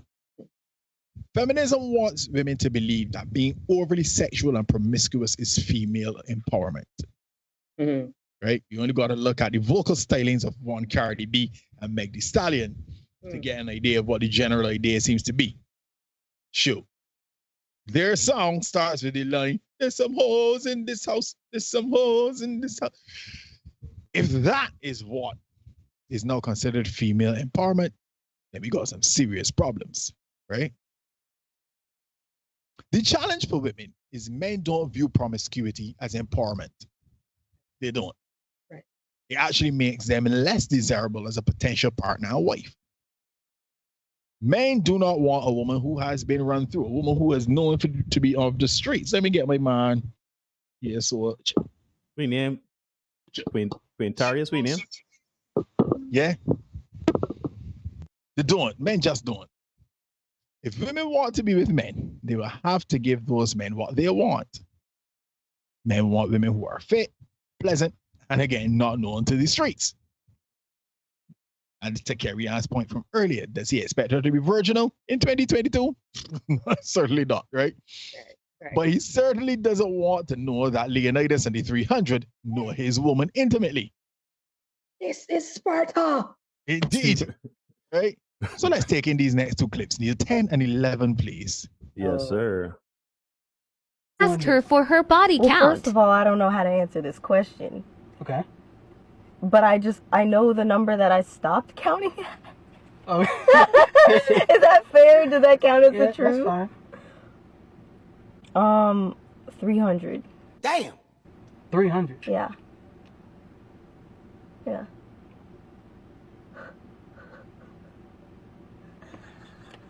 You all right? 300. Okay. 300. Like 300. Yes. Okay. You said you stopped counting at 300. Yes. Okay. God damn. After that, First things first, I would like to say it. Nothing happens in a vacuum. Nothing happens by accident. Very well done in the segue for the 300 and Leonidas into that clip. Did you see me? Did you see me? I like chose my words carefully. As Dr. Kerry said, you are in your bag. You're in rare form, I know Taboo. it. I'm telling the man come to chill. You are in rare form, Taboo. Anyhow, let's continue on. I'm just telling my truth. Okay, What, I've tell been your truth, literally. I remember I lost my virginity at 12 years old. I remember the boy, everything. I remember the whole day like it was yesterday. But 12, bitch, to now. It's been a while, girl. Is it just my body count for just niggas or niggas and bitches? Everybody. I would say like. I mean, I'm gonna be honest with you. I say like 2,000. To be real honest with, like, if you put niggas and bitches, because I done fucked a lot of bitches too. So I be fucking niggas, I be fucking bitches. And I mean, you know what I'm saying? Like, I ain't gonna front. Like, I'm gonna keep it blood raw. Like, bitch, probably two bands, 2,000 bitch sexual partners. Absolutely, yeah, it is what it is. You know what? Hey, only God could judge me. I don't give a fuck, bitch. I ain't gonna lie. You know what? Don't let me get myself in trouble. I can leave that run. I can let that play out through off stump. I let that get true keeper. I think that's best. I think that is best. Don't let me play that ball. Because I got so many jokes just came to my head, right? But no, let me just just leave that right there. One girl started counting at 300. Yeah. And the other lady, she had to figure out, in order to get an accurate reckoning, as you people say, she had to figure out. So you mean just fellas, just girls, or everybody together? Combined. You know, let me get this Venn diagram with the intersect. You know, she had to figure out how she can parcel out these numbers, right? And they come up with 2,000, right? No. You know the expression, if I can't help it. If I had $1 for every person I slept with, yeah. Literally would be able to pay a rate. You'd be able to pay a rate. You know what I mean? No. I know some ladies will say to me, as Dr. Kerry had, that they had to have so many partners in order to learn some skills so that they can please their man, right? Not 300. I am here to say tonight, I'm here to say to you guys, all those under the sound of my voice, that isn't necessary. You don't need to come to the bedroom experience like Asa Akira, right? All your man wants is for you to be willing. That's it. Yeah. Be a willing participant. Push back and participate, right? PBANP, right? Push back and participate. That's it. But I know that there are some people who will also say to me, hey, look, there, Just because a woman has had so many partners doesn't mean she's not a good person and she's incapable of having a solid long-term relationship. And on that first part, we agree, right? She may very well be a good person. But here's the challenge with having so many sexual partners. Where are the relationships? If you had so many partners, when did you make time to be in a relationship? Right? You look at the first video. Go ahead, Gary. Derek, define what you mean by relationship. Because these women would tell you those 300 and those 2,000 were relationships. No. Hold on. Time out. Now, we call that dipsy doodling. If you had sex with 300 people, 2,000 people, and you can say, well, I've had a relationship with all of those, knowing full well what context we mean when we saying a relationship, you are dipsy doodling. I'm telling you. But I am understanding what Kerry's saying. Kerry's saying, they will view this interaction as a relationship. Yes, and because some people will tell you that 30 minutes of an encounter, bang, bang, boom, I had a relationship with that person. I was in a situation with that person. I'm telling you. I'm not disagreeing. I'm just saying it is delusional and it's dipsy doodling. That's all I'm saying. That's all I'm saying. And this is why I asked Derek to please define relationship, because I understand that for some of us, it may be 6 years committed to one person. For some people, it's 6 minutes of attention with one person. So that's what I want. And that's a problem, because we know it's more than, as you say, to use 6 minutes. It is delusion and it is dipsy doodling. If we check the first lady in the situation with the 300 thing, I'm going to be generous and I'm going to say that she is 30 years old, right? And taking it in good faith that she started having relations 18 years old, right? 18 to 30, that's how many years? That's 12, right, Neil? Yeah. Well, quick calculation there. 12 into 300 as well. Enough. That's 25. That's 25. Yeah, you know what I mean? The math is always a little sketchy, you know? It's 25. Yeah, 25. So that's 25 people per year. That is 2 people 2.5 per month. That's like 2.5 job a month. I cannot deal with the total. Yeah, that's 2 people per month. Again, I ain't here to police nobody. And the sex, like, if that's how you want to get down, that's how you want to get down. Yep. Shoot, share the love, spread the joy, right? The challenge is, where are the relationships? Right. Because if you're interacting with 2 people per month for the period of 12 years, where's the relationship? If we fast forward to our next friend who was up at 2,000. And again, let's say she's 30. She looks a little younger than that, but let's say she's 30. She started at 12. So that's 18 years. So we got 2,000 divided by 18. That is also enough. That is 111.1. And let's consider over the 18 years, right? Yeah. Consider she may have had slow years. She may have had slow years, Derek. She may have had slow years. 111. That's 111 people per year for 18 years. 111 works out to 9 people, 9.25 people per month. And a little kiss for the neck. And again, if you feel free to have all that sex, that's fine. Yeah. If you want to have all them people in your life, that's fine. You may be friendly, right? But the challenge is, where are the relationships? Where did you find the time to have a relationship? So we got there's a situation. You've either never been in a relationship, or you were in a relationship all along and cheating at a Wilt Chamberlain pace, which means you still have no concept of what is required in a relationship. Ergo, you don't qualify. Right? In these times of equality, women like to think that they can operate like men, especially when it comes to sex. Ladies and gents, the reality is, a man who's had a lot of partners is seen as a boss. A woman who's had a lot of partners is seen as a different kind of boss, right? It's a double standard.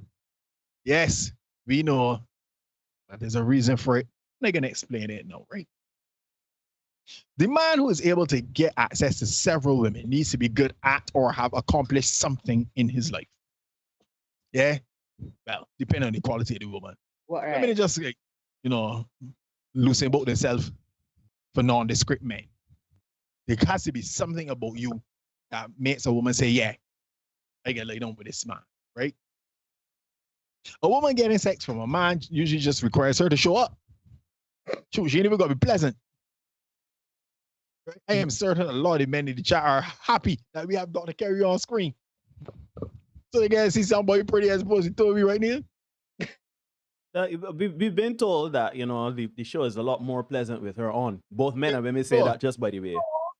No, don't. They say we ugly. We say ugly and the men ain't got the value. That's what they're saying. Stop it. Right? So the woman don't even got to be pleasant. She just got to turn up. So a woman getting sexual attention and sex from a man, that is truly nothing, right? This is why a man with several partners is viewed very differently from a woman with several partners. One is a byproduct of some kind of accomplishment. The other just shows that that woman is, you know, lacking discernment, emotionally driven, chaotic, and uses little reason and logic, right?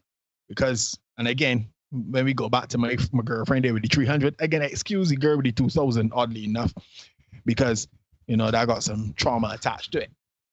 Yeah, but girlfriend with the 300, she's said hers with some pride. You know, hey, start going to that 300, yeah. You know, and she was cool with that fact. But the equivocation would come there that maybe she got trauma too. Yep. Yeah, maybe. You never know. But at some point as adults, you know, we got to kind of grab our legs by the horns and say, hey, you know, let me figure out what ails me and sort myself out. Right? Man, that's a lot worse than self-accountability. Just say accountability, take accountability. Well, it was trying to be nice. Don't dipsy do that. Right?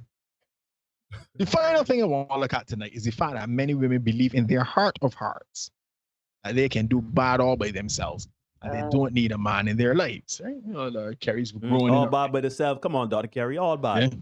Soft girl era. Come on now. Oh, Lord. They keep singing the I don't need no man chorus until they do, because in reality, they are left unprotected. Right?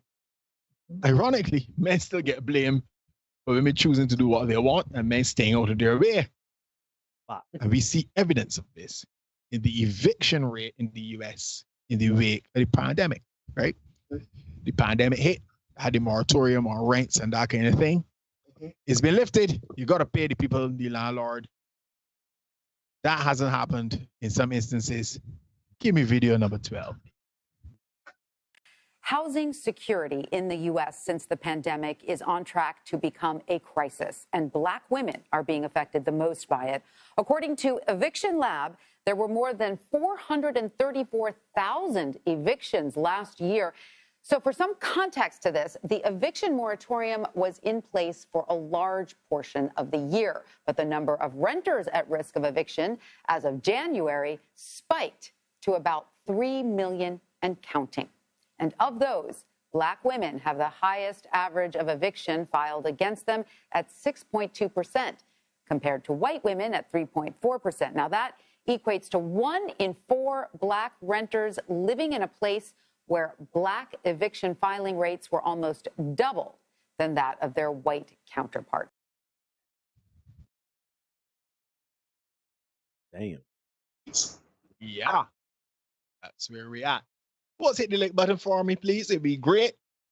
If you're enjoying the show, please pay the price of admission, which is just hitting the like button. You know what I mean?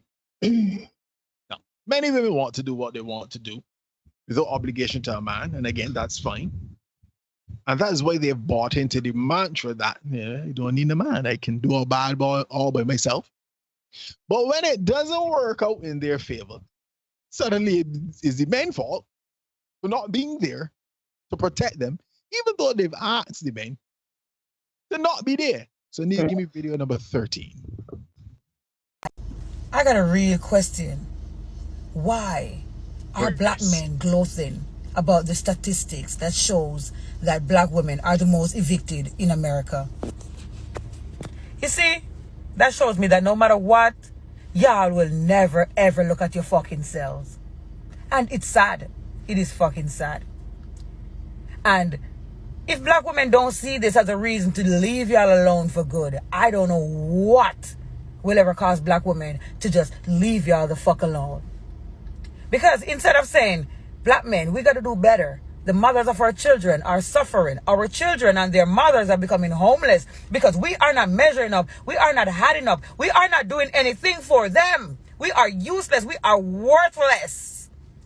We are of no good to our women and children, because why are our women and children becoming homeless? Y'all bragging about it. Oh, my children are homeless. Oh my God. See, I'm doing better than... Instead of, checking each other, telling each other to do better, y'all are out here bragging that the mothers of y'all children are fucking homeless, because these women that's homeless have children for black men. But guess what? Y'all happy because the black woman is the only woman that is the only person on earth that the black man can compete with. Admit it. Like, you are a man and you are not eligible to compete with other men because you are just the fucking bottom of the barrel. Just like Superhead said, the rat-infested streets of New York. A fucking rat carrying a slice of pizza. You only know how to compete with black women. You can't even compete with women of other races. Make it make sense. I'm sorry. Like, where the fuck they do that at? Y'all is a lost cause. Lost cause it is. Lost cause. Go tell it on the mountain. I said. Yes, we will tell it on the mountain, my girl. I'm glad that you quoted Mrs. Overson, Super Stefan Head, whatever she name. I can't remember. Depends. But what I Elizabeth Overson. Makes me know, never mind. You know what I love about what she said? I love that the fact that she said the only person on the planet that black men can compete with is black women. I love the fact that she said that we can't compete for any other women. We can't compete with any other men. I love the fact that she said that. You know why I love the fact that she said that? Because that rhetoric has been going on even before the women started getting homeless, and you're hearing that rhetoric. That is what caused women now to say, we don't need no man. We could do all bad by ourselves. Remember the video where the woman threw the man, threw the child food out in the road? Uh-huh. Yeah. Don't need a man. Yeah. But we here skinny teeth, right? Me a dirt skinny teeth. Meanwhile, the mother of our children getting put out. No, they're good. I can assure you, they're nice and sheltered and taken care of. But meanwhile, there are situations where, as much as you try to say, we don't need a man, or you try to emasculate the same black man, and then when shit goes right, because that's the thing that always got me, I think that's part of the reason that is very triggering, is because in the black community, nobody ain't coming to defend one another, Nobody ain't coming to defend. If black men don't defend black women, nobody will. If nobody don't defend the black man, nobody will. So y'all people just get and dump on black men, dump on black men, dump on black men. Oh, I don't need no man. I could do anything that a man could do. I was watching a piece of content earlier today where the woman actually said that men need women more than women need men. That is, and woman fought tooth and nail, argued for about an hour and a half, defending that point. She would. It was utter malarkey, but she defended it, much to her credit, if that is something you want to credit. But I can let you continue there. I just want to say, y'all, I saw somebody earlier saying that women are confused as to what black men want or whatever. Like Dr. Carrion was saying so earlier too, right? Confused. Well, we black men are confused. When I want we or when I don't want we? We worthy or we not worthy? Or is only certain of we that worthy? Which is funny because it's certain amount of we worthy and the others is bear jump. So when we say some women worthy and some women are not, why we get called all sorts of buzzwords and terms? It don't make sense that all the women can be worthy and some of we worthy. Because we all human beings, right? And just to finish, we want to say, instead of we look in the mirror and take accountability of ourselves. I don't know how men getting it. I don't know how men got involved in that one. You know, I heard a quote today. It was is a hard one, right? But it is a rough one. Your feelings are yours. Your problems are yours. When we got problems as black men, want to come in to help we? As we talking about equality and all this BS, y'all coming to help us? If my rent due and I gotta pay my rent, and I got black men getting put out at a commensurate rate or something like that there, so when I coming to help me? You right, sweetheart. Make it make sense. Make it make sense. Sorry, my brother. I just Yeah, man. That's all good, man. That's all right. I tell you, I came tonight. Hey, man. My mission has been accomplished. Right? Now we heard the lady. She said that men were useless because women were getting evicted. Then she tried to gaslight men that it was their fault that women were going to be out in the streets. Now here's the thing. She also said that we were celebrating the fact that women being put out in the street. I'm pretty sure that that's not what that conversation looks like. I'm pretty sure it's going more like you say you didn't want us and that you can do bad all by yourself. So no, you actually doing bad all by yourself. But that's celebratory. But that's celebratory. That's the I told you so. No, I think that's actually worse than, because I don't even think it's I told you so. I just being facetious. I think it's a case of like, I'm not interested in your problems. Yeah. I was just being Thaddeus facetious. Matthews, the cussing pastor, he would say, your problems are not my emergencies. Your problems are Handle yours. it, Roy. You know? I'll say this to wrap up, right? Gents, you don't and shouldn't have to fight with a woman to give her your 4 P's, right? Protection, your provision, problem solving, appropriation, right? If you have to fight with her to protect her, then she's not the one for you, right? As a matter of fact, you're actually setting up yourself to have to be constantly protecting her from her own bad decisions. The women that were being evicted, they should have been protected. They should have been under their partner's covering, but we can bet that that was not a situation which they wanted. They wanted to be there. I can do it by myself. I can do battle by myself. Unfortunately for men, so many women, well, not all police, not all. So many women fall into one or more of the brackets I identified tonight. They're either ratchet, sexually liberated, whatever that means, in dire financial straits, like the last set of women we talked about, or some combination of all of the above, right? But for some reason, nobody ever thinks that women are in crisis. Ladies and gentlemen, boys and girls, people of all ages, you are indeed watching the Senate podcast. Remember to like, comment, share, subscribe, hit the notification bell so you don't miss anything coming on the pipeline. Most important words I just said is share the content, like, comment, shoot. If you're coming in and you're watching, you're liking or disliking the content, like, nah, don't cost you nothing. Anyhow, Dr. Kerry, you sit back in your chair, your eyes look a little open. I know these looks, you see, you look taken aback. Is everything okay? You know me. I see that as a chat say that she wasn't coping well. Yeah, you look taken aback. So I'll let you have first crack at everything that was said, and then I would weigh in. So a few things came to my mind with the dynamic between Black men and women. And Neil, you and I have spoken about this for years. And it comes to a point where you have to acknowledge that there is a deep level of distrust between Black men and Black women that has now been manipulated in certain circumstances to these points that we see, right? Where it's this rhetoric of these women talking about, I can do bad all by myself, I don't need a man, all this kind of stuff.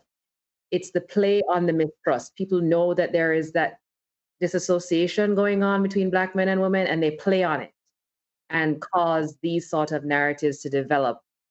And so we have issues like this coming up.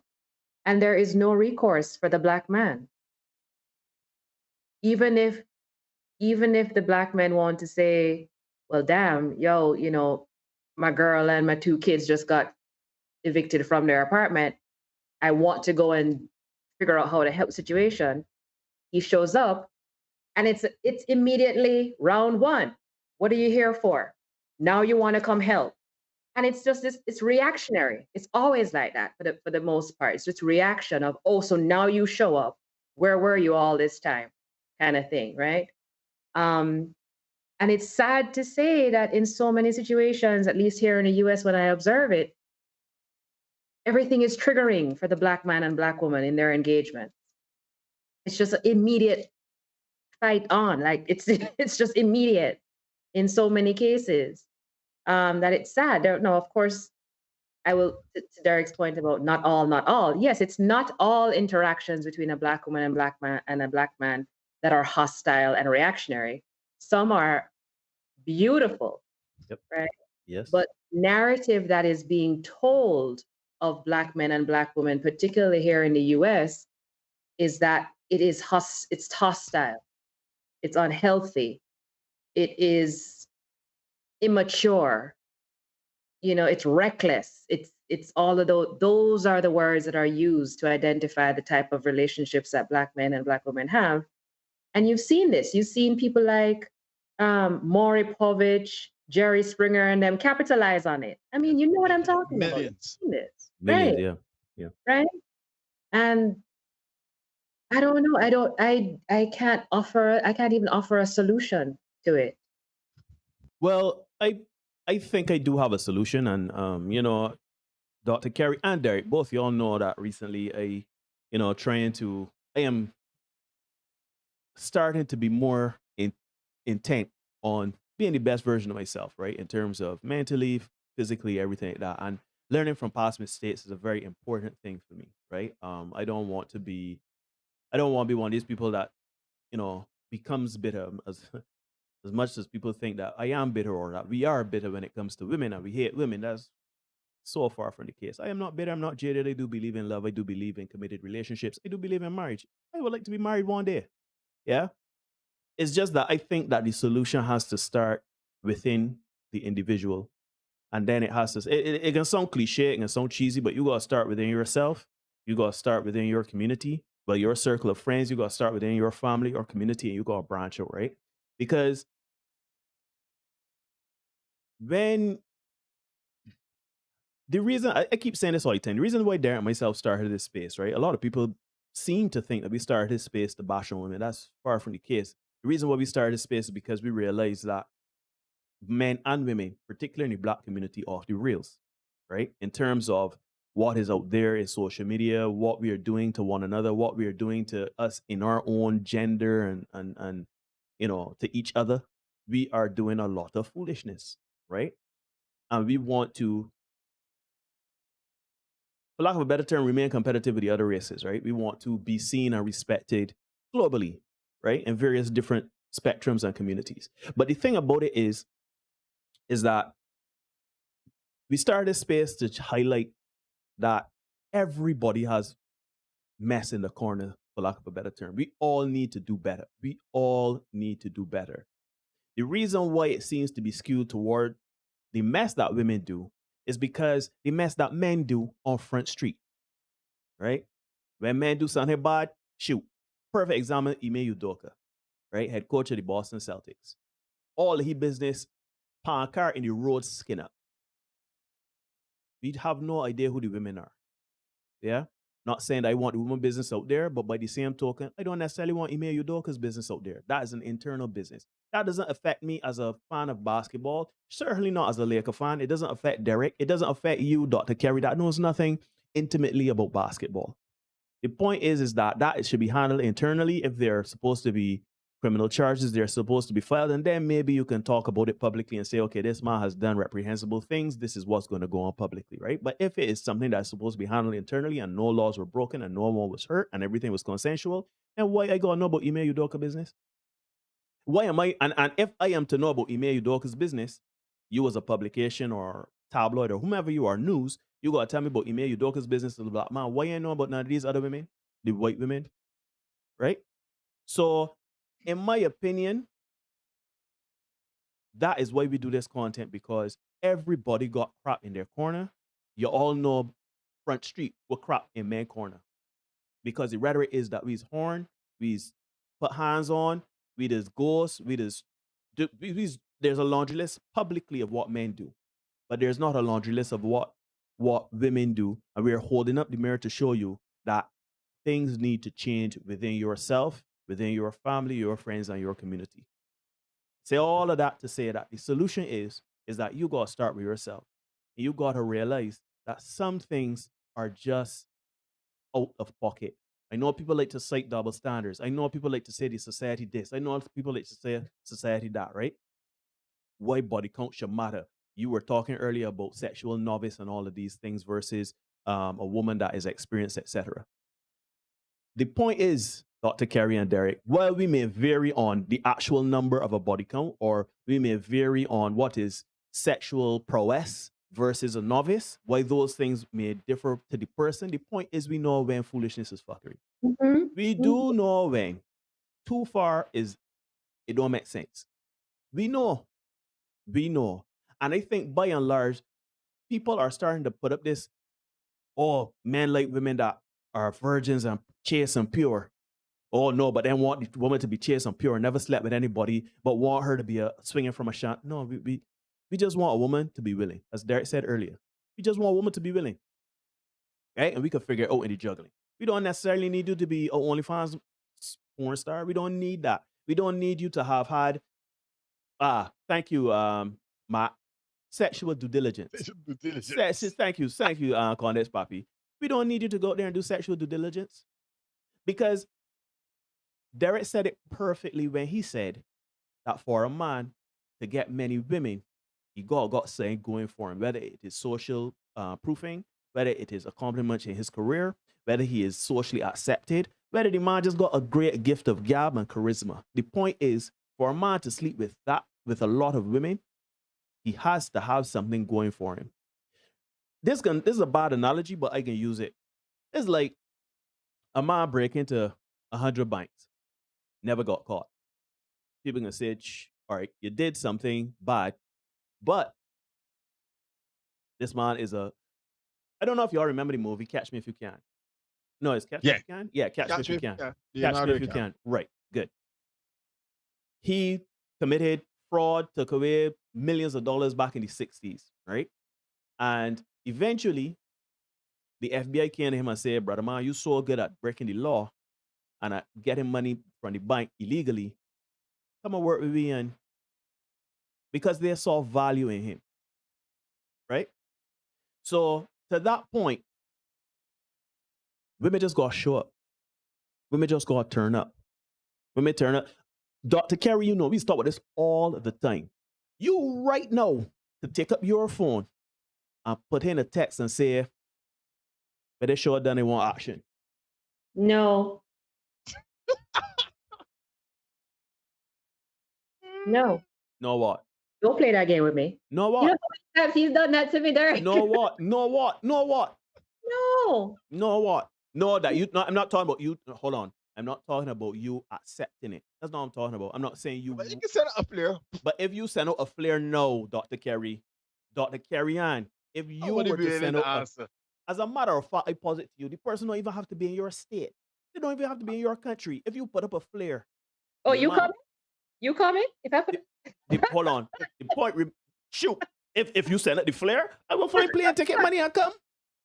My visa in order, my passport stamp, I come in. But the point is, you understand the point I'm making. I'm not saying you would go for it. I'm saying that for me, if I send out that flare now, people are gonna say, "Oh, that's what this misogynist out here doing." I get that. But this is where and the reason why I say no is because there is which is what we've been discussing this whole entire time, that there's a point at which discerning goes out the door. Because how do you get to 30? I want to know how to get to 30 without a level of serious critiquing and discerning. Before I can let you continue, Dr. Carey, but you know why I'm glad you're here? Because it just came to me. It just hit me. Again, I trying to, you're my close friend, but I'm also piecing together your professional part of it. please talk to the people listening or watching or whomever may listen, right? Talk to people about what Derek was talking about in the article, the detriments to multiple partners. As a man and a woman, I don't want to just put this on the women now, because even though we were talking about men having a lot of women as a boss, that don't necessarily that a man whole. That don't necessarily mean that I'm that. Yeah, Correct. right. Correct. So please speak to the psychological aspects of sleeping with multiple people over your lifetime. It is a dangerous thing. And the detriments to a relationship. Fundamentally, it is a dangerous thing. So if we are to get into the sex therapy side of it, right, the sex psychology side of it, the little that I know, because that's not where I majored, but there is an exchange. We know this, that sex is an exchange of energies, feminine, masculine, feminine, right? Depending on who your partners are. It is energy exchanged. And in that energy exchange, there is the giving of, right? From the man, there is a giving. And so because I'm heterosexual, I'm sorry for folks who are on the line who swing differently. I appreciate and respect that, but I'm talking about from a heterosexual space. I'm using these characters because that's my reality. So there is a reception from the woman from the giving of the man. That's how we're wired to think about it, just fundamentally, right? Mm-hmm. What we do not pay attention to is that there is also a receipt that the man gets in exchange as well from the woman, which is why I said earlier that men need to be careful about who they sleep with, because women will bewitch you. They will get you into some thing, right? Yo, Derek, you got air horns, man. She said it before. She's saying it now again. Get you some air horns, man. Again, because get the air horns, man. Because that ain't even studied fact. That is lived experience. No, right, every we don't person, talk about those things. Everybody here had a. Yep, go ahead. Right, men, boy, before you're even a man, as a boy, you are schooled into in order for you to become a man, you must knock down these stumps, these women, right? This is where you have to lay pipe, show them who is boss, fling out people back.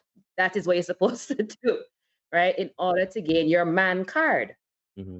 What is interesting is that as a boy matures into a man, what he doesn't recognize and what he's hardly ever told is that you have to continuously earn your man card. It's not just given and that's it for you. No. My man, that air horn dry. Sorry, man. I was letting you finish, man. Come on, man. Right? So, lyrics last. And this is where, for me, in terms of relationships with Black men, it becomes serious, because I know there is a daily struggle for the Black man not to only keep his card as a man, just masculinity, but then to also have to hold his card as provider, protector, all those P's, especially in an environment like the US where just being Black is against the law. It's a target. It's a target, right? So all of that and the issue of sex being kind of not just the point of connection, but also it's a point of healing for us in our communities. As Caribbean people, we're very sexualized because it is a healing.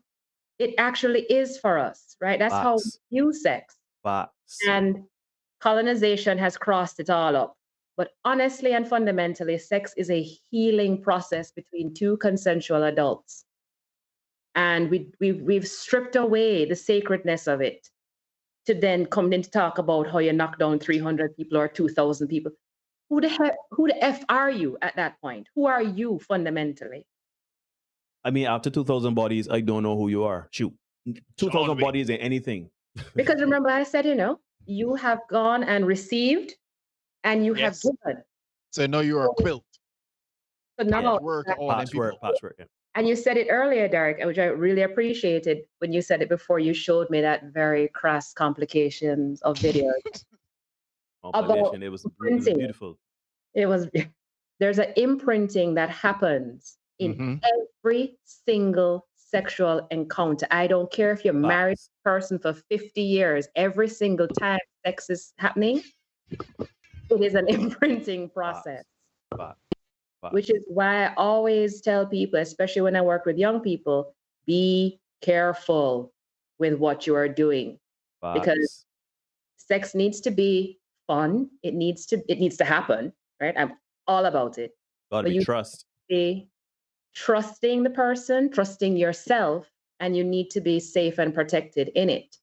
Because there's a level of exchange that happens that people do not understand. They don't. And that's when you get wrapped up and people talk about dickmatized and pussy whip. It's real stuff. Facts. Facts. Listen. You are spitting nothing but facts because, yeah. What I would say is, though, as much as you say, so there's what I think, right? I think that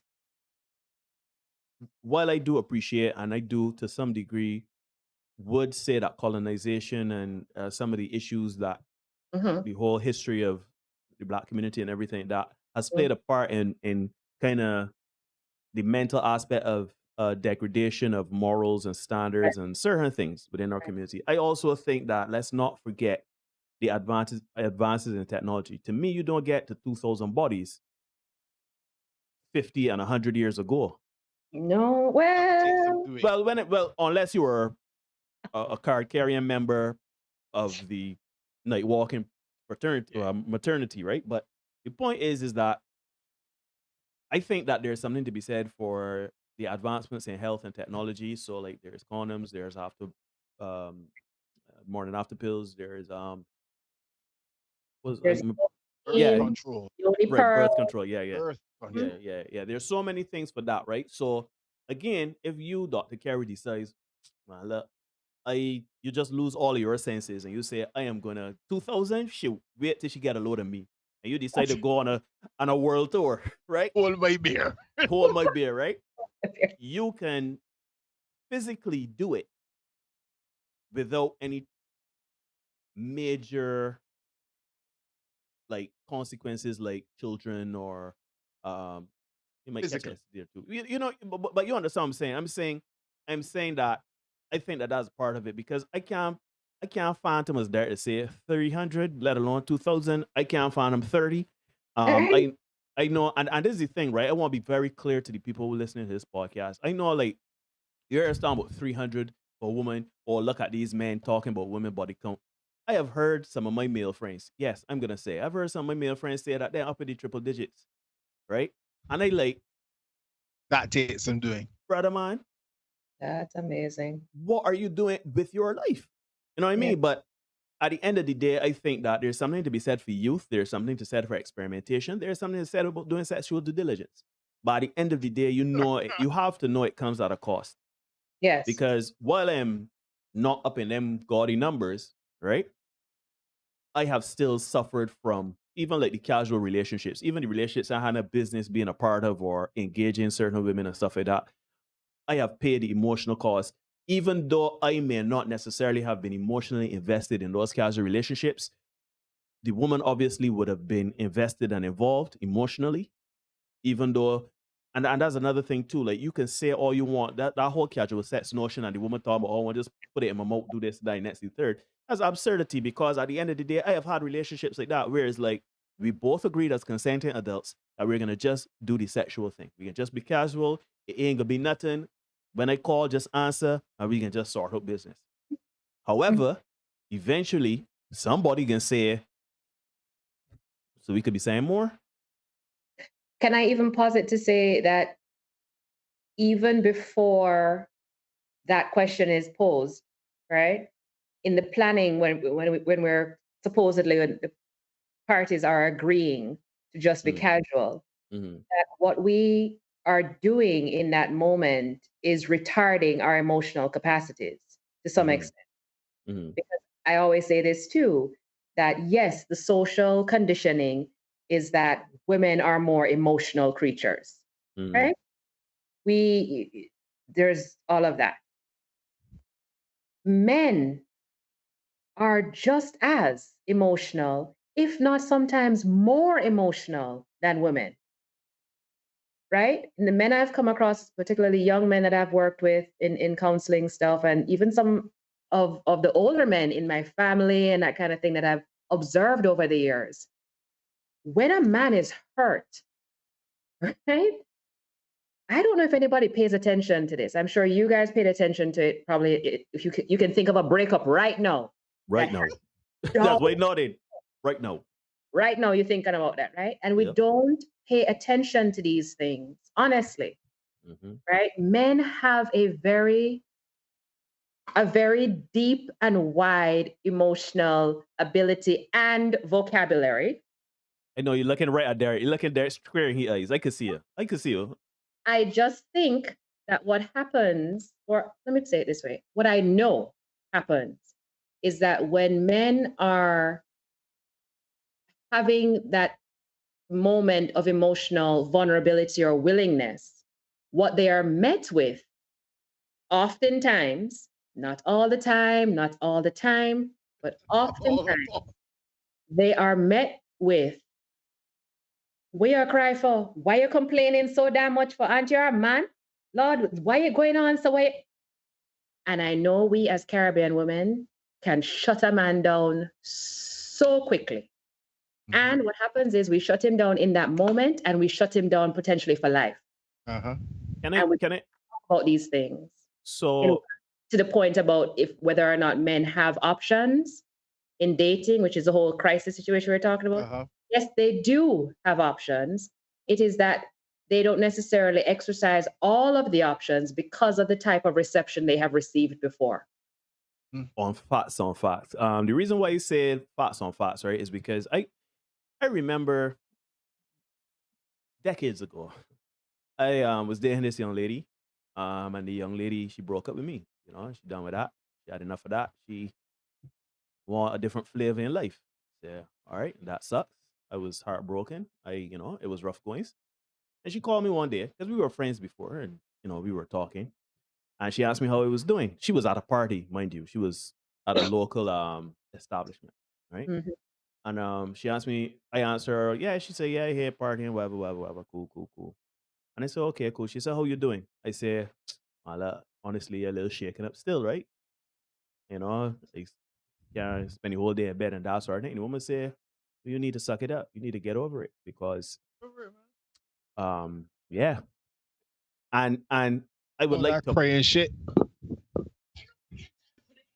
Nobody ain't got time for that. And let me be very clear. Let me be very clear. This is a woman that was the cause of me crying and not being able to get out of bed. I would rather you say nothing. Honestly, I would rather you say nothing, because I have had both experiences. I have had the woman say, well, you need to suck it up, buttercup. And then I had women that said nothing. And while both of them hurt, I would like to tell the women out there, or to anybody, if you are engaging someone or you've broken up with someone and you talking to them and they said, well, the breakup hitting me hard. The breakup hitting me hard. I want to tell them, suck it up. Don't do that. Don't do that. The reason why I say that is because you ain't gonna always be up. You ain't gonna always be up. And when you going through that heartbreak, right? And you crying and you can't function, and a man or a woman was to tell you that, you ain't gonna like it. Not gonna like it, right? Right? And so anyhow, we're talking about crisis and options. Yeah. I think that again, we coming back to being clear that there are good men and women out there. We gotta start with our premise. I think fundamentally we gotta start with a premise. There are good men and women out there. In the Black community, there are good men and women. Yeah? Yep. Shoot, I would even want to put out there that what we see in a lot of the things that Derek and I bring here to you, that is but a microcosm to what's really going on to the majority of relationships and women, right? The point remains is that at the end of the day, these things that we bring to you are the most visible, and they shape and mold and influence people. Yeah. So when you hear a woman say, I had 2,000 bodies, like John Wick, my mother Derek said, and only God could judge me, right? You can, it sounds good. Only God could judge me. Who is you? I remember Tupac said so. Only God could judge me. So if I want to go there, she sleep with 2,000 and she all right. So if I can sleep with a little 50, that's all right too. remember what Dr. Carey said. It is an exchange. It is on a physical, metaphysical, emotional, mental level, you are exchanging. If it is a hit and quit, like my woman say, after 2 minutes, if you do hitting good and things, she would get on her knees on service. The same way that after a short period of time, as Dr. Carey was alluding to, that some people may think that short, you interact with somebody for 5 minutes, that's a relationship.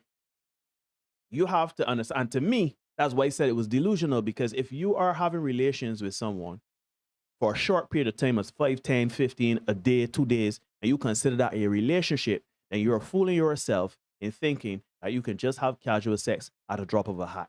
And it is not going to be deleterious to your person in any way. Yeah. I think we need to take more stock. We have to be more discerning. We have to be more intentional. We got to pay attention, not only to what's going on outside, they're talking about in ourselves, right? You got to understand, if you want a husband, and shoot, if you want a wife too, it's like, you want to be a carpenter, you got to let it part. You want to be a CEO, you got to let it part. You want to be a bus driver, you got to let it part, right? Like, I can't be a van driver again on a collar and tie and a button down 3-piece suit, because then man can be like, was this son ain't adding up here? So if you want to be a husband to someone, or you want to be a wife to someone, I ain't necessarily say you got to, like, I am not going to character as far as not having tattoos and not having like the accoutrements, as there to say, the augmentations. What I will say, to me, it comes down in 2022 to attitude and willingness. Because you could have all of the hair and all of the fingernails and all of the tattoos and everything that you could got lots, you could got the face tattoos, you could got all of these things. Shoot, I know men that have those characteristics and are married, and they seem to be living a happy, contented life. Mm-hmm. If you decide that you want to be someone's husband or wife, you have to act the part, and in some parts, you gotta look the part. And push it even further, Neil. Not just acting the part and looking the part, or to be the part. Thank you. You gotta be the part. Embodying the consciousness of the part. Yes. Right? Yes. You have to embody it. And plug for the women who are not married on here and possibly want to be married. Remember that you can only be wife once a man claims you as such. Right? So it is important for us as women to prepare ourselves to be claimed. Right? And there's no, but this is the stuff that you're just speaking facts, is all. You're just speaking facts. These are things at least my mother said to me before she passed, and I thank God every day she taught me these things. And I have a whole team of women, my aunts and that kind of thing, who speak these things into reality. I cannot run down being a wife. I cannot run that down. I cannot run down a man to make me his wife. That doesn't work. And some women are doing that, right? They're out here skinning out and carrying on and thinking that that is going to make you a wife. There is a consciousness, a grace, a whole thing to it. I possibly haven't even attained femininity. There is a certain level of femininity. There's a certain level of femininity that gets there. And it's important for us to know that and be conscious of that. And to also be aware of the fact that the word husband comes from... Get the air horn ready. I remember in 2020 or so? 2020. Yeah, I was in Jamaica for a month, and my uncle 2019 was admitting 21, right?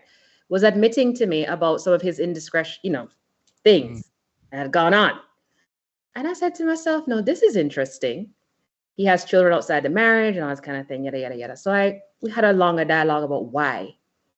And aspects of men cheating come to points of insecurity, was his communication to me. That in men's moments of insecurity, i.e. some levels of vulnerability, right, cheating may happen. And then he came back to understanding his role as husband. And he said to me that the word husband comes from that word husbandry, which is nurturer, right? So as much as we think the woman is responsible for nurturing, what Derek talks about in those 4 P's is rooted in that of husbandry. It is structure, discipline, and nurturing that men do. I told you, very woman. Listen, honestly speaking, it was 2019, Carrie. When we had 2019, we had this conversation right there. I will not lie to you. When the woman hit me with them things, right? I said, wait, you hold on a minute, man. And I literally Googled and I looked up the words. I did my research and I was like, yo, like in the Bible, like there is a whole school of thought. And you know, we're talking about women being prepared to be wives, essentially. I think too, let's be equal offenders here. Men need to be prepared. This is something that I have to learn. Yeah. Admittedly, be prepared to be a husband. Correct. Right? Because while the scripture says that he who finds a wife finds a good thing. So the presupposition is you gotta be a wife first. Right? And you know, you'll be found as a wife.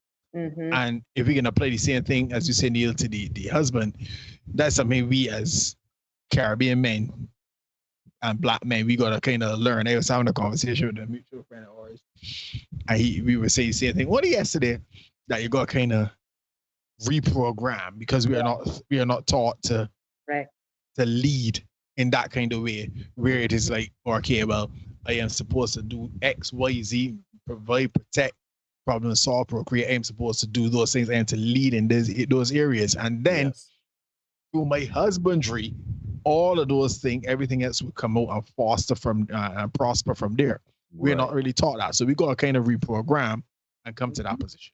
Yes, believe the procreation point that you're a man because you're out there flicking seed, right? Marley effect. You should not place. You should not place. Like this is some powerful stuff because it really does speak to. You have to be prepared for what you want. As much as a lot of people say men ain't crap and we ain't got our act together and men are not taught to be husbands or everything like that, women are not taught anymore or don't even seem to be interested in being wives anymore, right? And that is all fine in a vacuum if you don't want to be a wife anymore. But then again, as I always say, don't confuse the place saying that where are the men? Where are the good men gone? When you call at 2:37 in the night or you bills gotta get paid, or you hear knocking at the door at 2 o'clock. You understand what I mean? So to me, I think that men and women, and circling back to what Dr. Carey was asking, or rather stating she doesn't know what the solution is. I think that is the solution.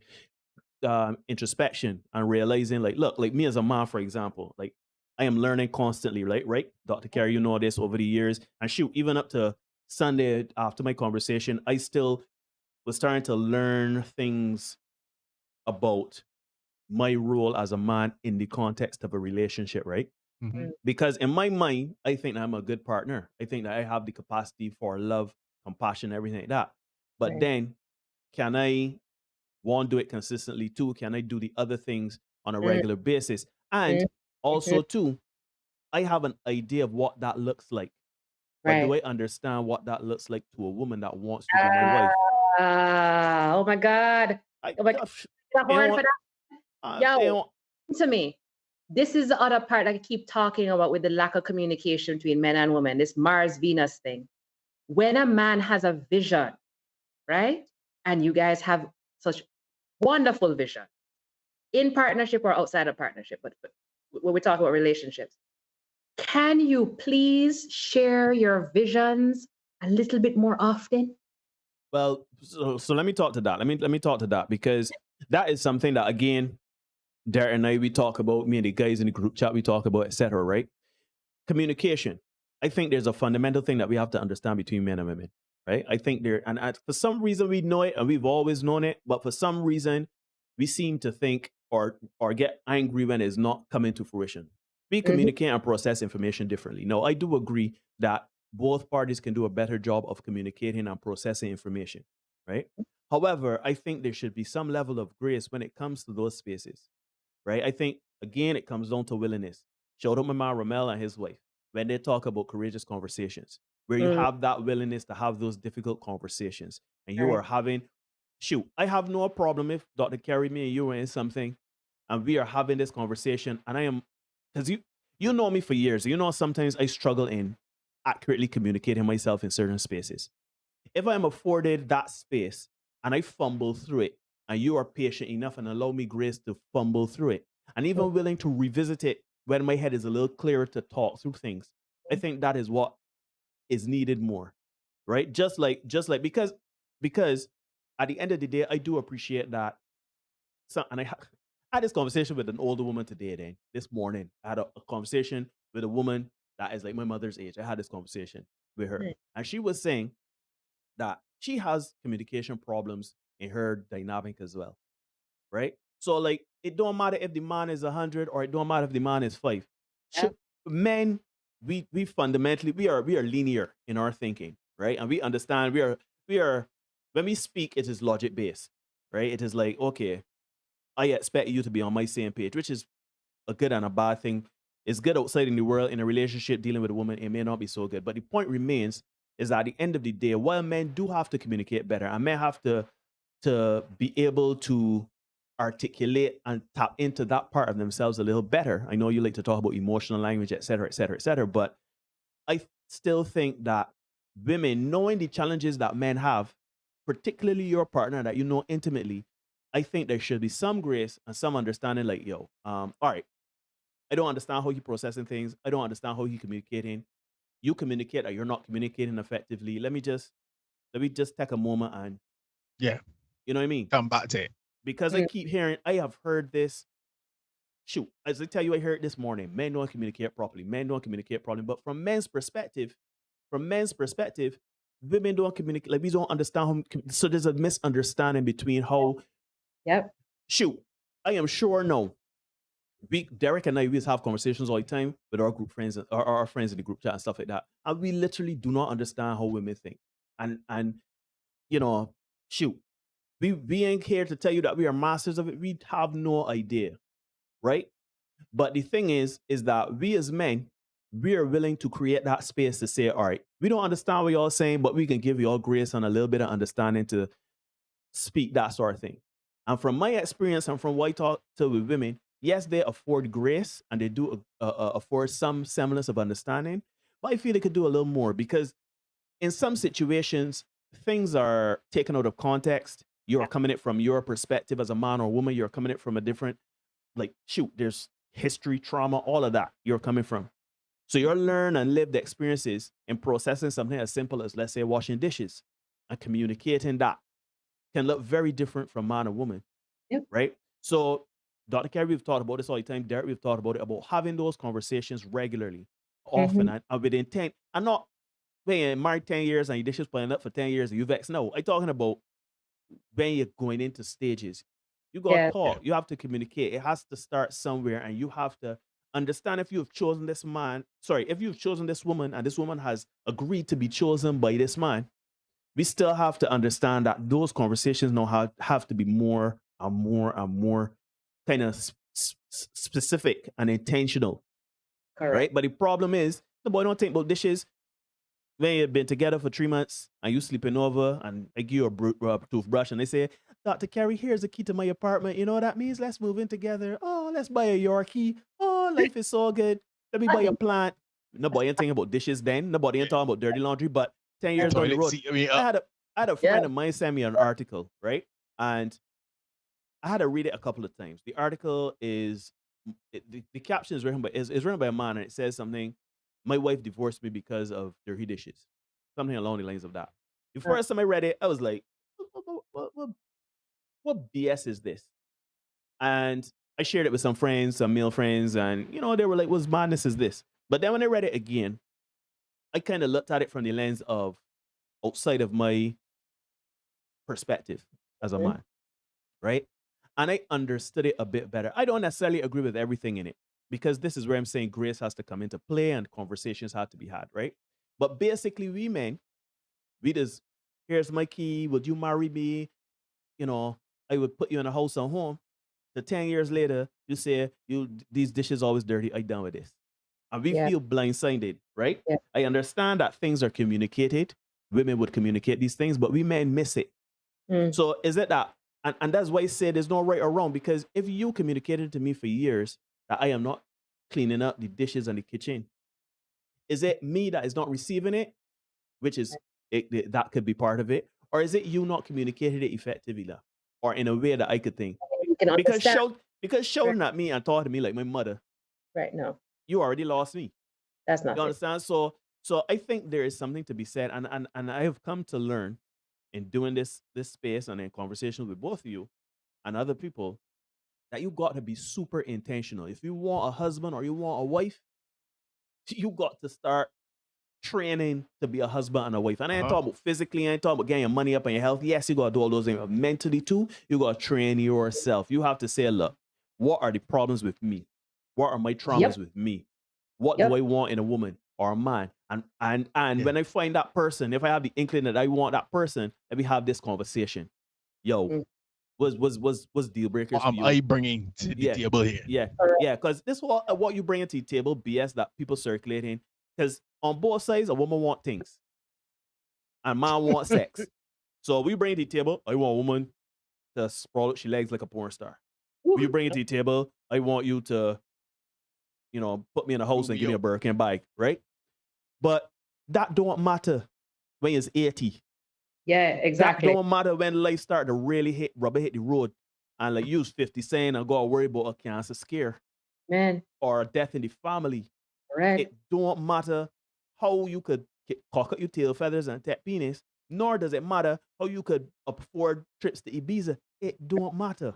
Those are the fluff things. Those are the fringe things. Yeah. So in the end, I think that those things are nice because consumption of things and experiences is all fun and games. But when you have identified that woman or man that you want to spend the rest, or you like, even if it's a thought like you, I would ask this woman to be my girlfriend. Then, even if let me not even get a marriage, I would met this woman a staunch. I met this woman. Sorry, not a staunch. I would met this woman a man. I met this I met her on it. I met as my personal girl, right? If and you are looking at this man and saying, I would get on your road with him. Have the conversations. Have the conversations of trauma, body count. Have all of them. Have all of them. All of them. All of them. Why? Because in the end, if you saw something that's valuable in this person, and as you go and as the relationship grows and you see value in the relationship and the love you have for that person, those conversations will matter 10, 15, 20 years from now. Trust and believe, because there and now we could come and give stats from here to nevermore. Dr. Kerry could come and give the psychology of men and women and sex and wanting things and all sorts of things. We could keep bringing content, but at the end of the day, you got to do the hard, heavy lifting so that you could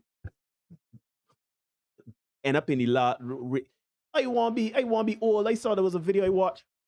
Man is 103, a woman is 105 or some madness like that. They've been married now for like 60, 70. Then I'm married before World War II. Then I'm married like during the them been married, brother man. And when you hear them talking, I mean these people, the poor old man, he barely looked like he could hold it. He had. But they're sharp as a wit though. And when you hear them talk about love, commitment, duty, when you hear those honest, true conversations, they may talk about, I was happy for the last 70 years, or he made my heart. Yeah, they talked about things that they did for one another that makes them think. Right? Nobody ain't get flued. It is hard, gritty. Dr. Kerry and another friend of mine have been telling me that it's hard, gritty daily. You got to get it every day with the commitment of saying, I still here.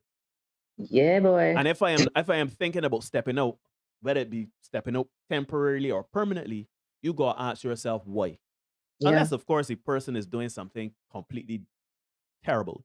But if it is something that you're wondering, like if you can't put your finger on it, have the conversation. Because I personally want to be 100 and somebody looking after my nutty wife and saggy bubby wife and looking into her eyes and kissing her with love and affection. I want that for me, and I want that for everybody, man and woman. Because trust and believe, I have seen people die alone. And children that children that married and thing, going off and living in life, then no go look behind you and sending money and thing to make sure you good. I have seen people die alone that ain't had children, men and women, and are alone. I gotta rely on the kindness of strangers to help them out. You understand?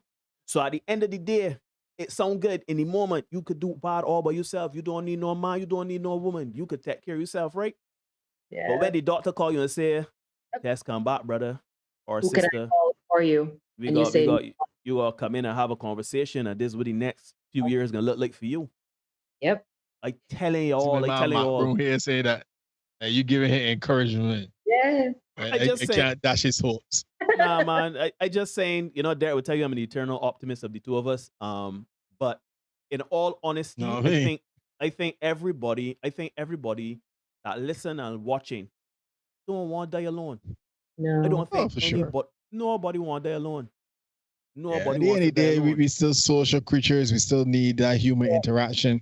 As you say, Neil, when you get up in them years when the body get flued out and and that big law sex going on, you want companionship. You want somebody to get to home and play it with. You know what I mean?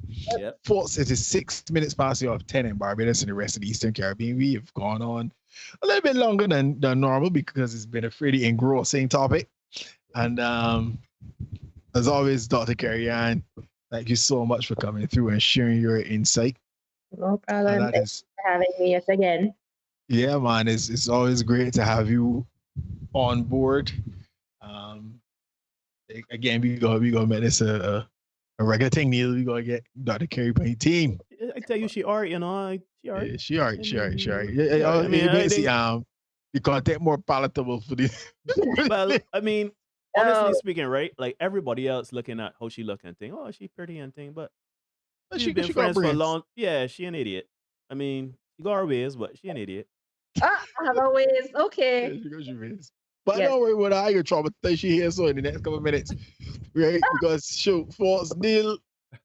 Dr. Carrie and myself, we do not make up the rules. We just make sure you know where they are, right? You can ignore reality all you want, but you cannot ignore the consequences of ignoring reality. Remember that, Matt Brown? With you in this sport thing, right? Anyhow, be the best version of you for you. We can see you guys again soon. Please remember, as you go around, there's always something out there these days. It's COVID, something else. Please remember. Contaminate the environment. Look out for some sharks coming. Oh, God. Smiling on that comment. Yo. Peace and love, people. Be safe.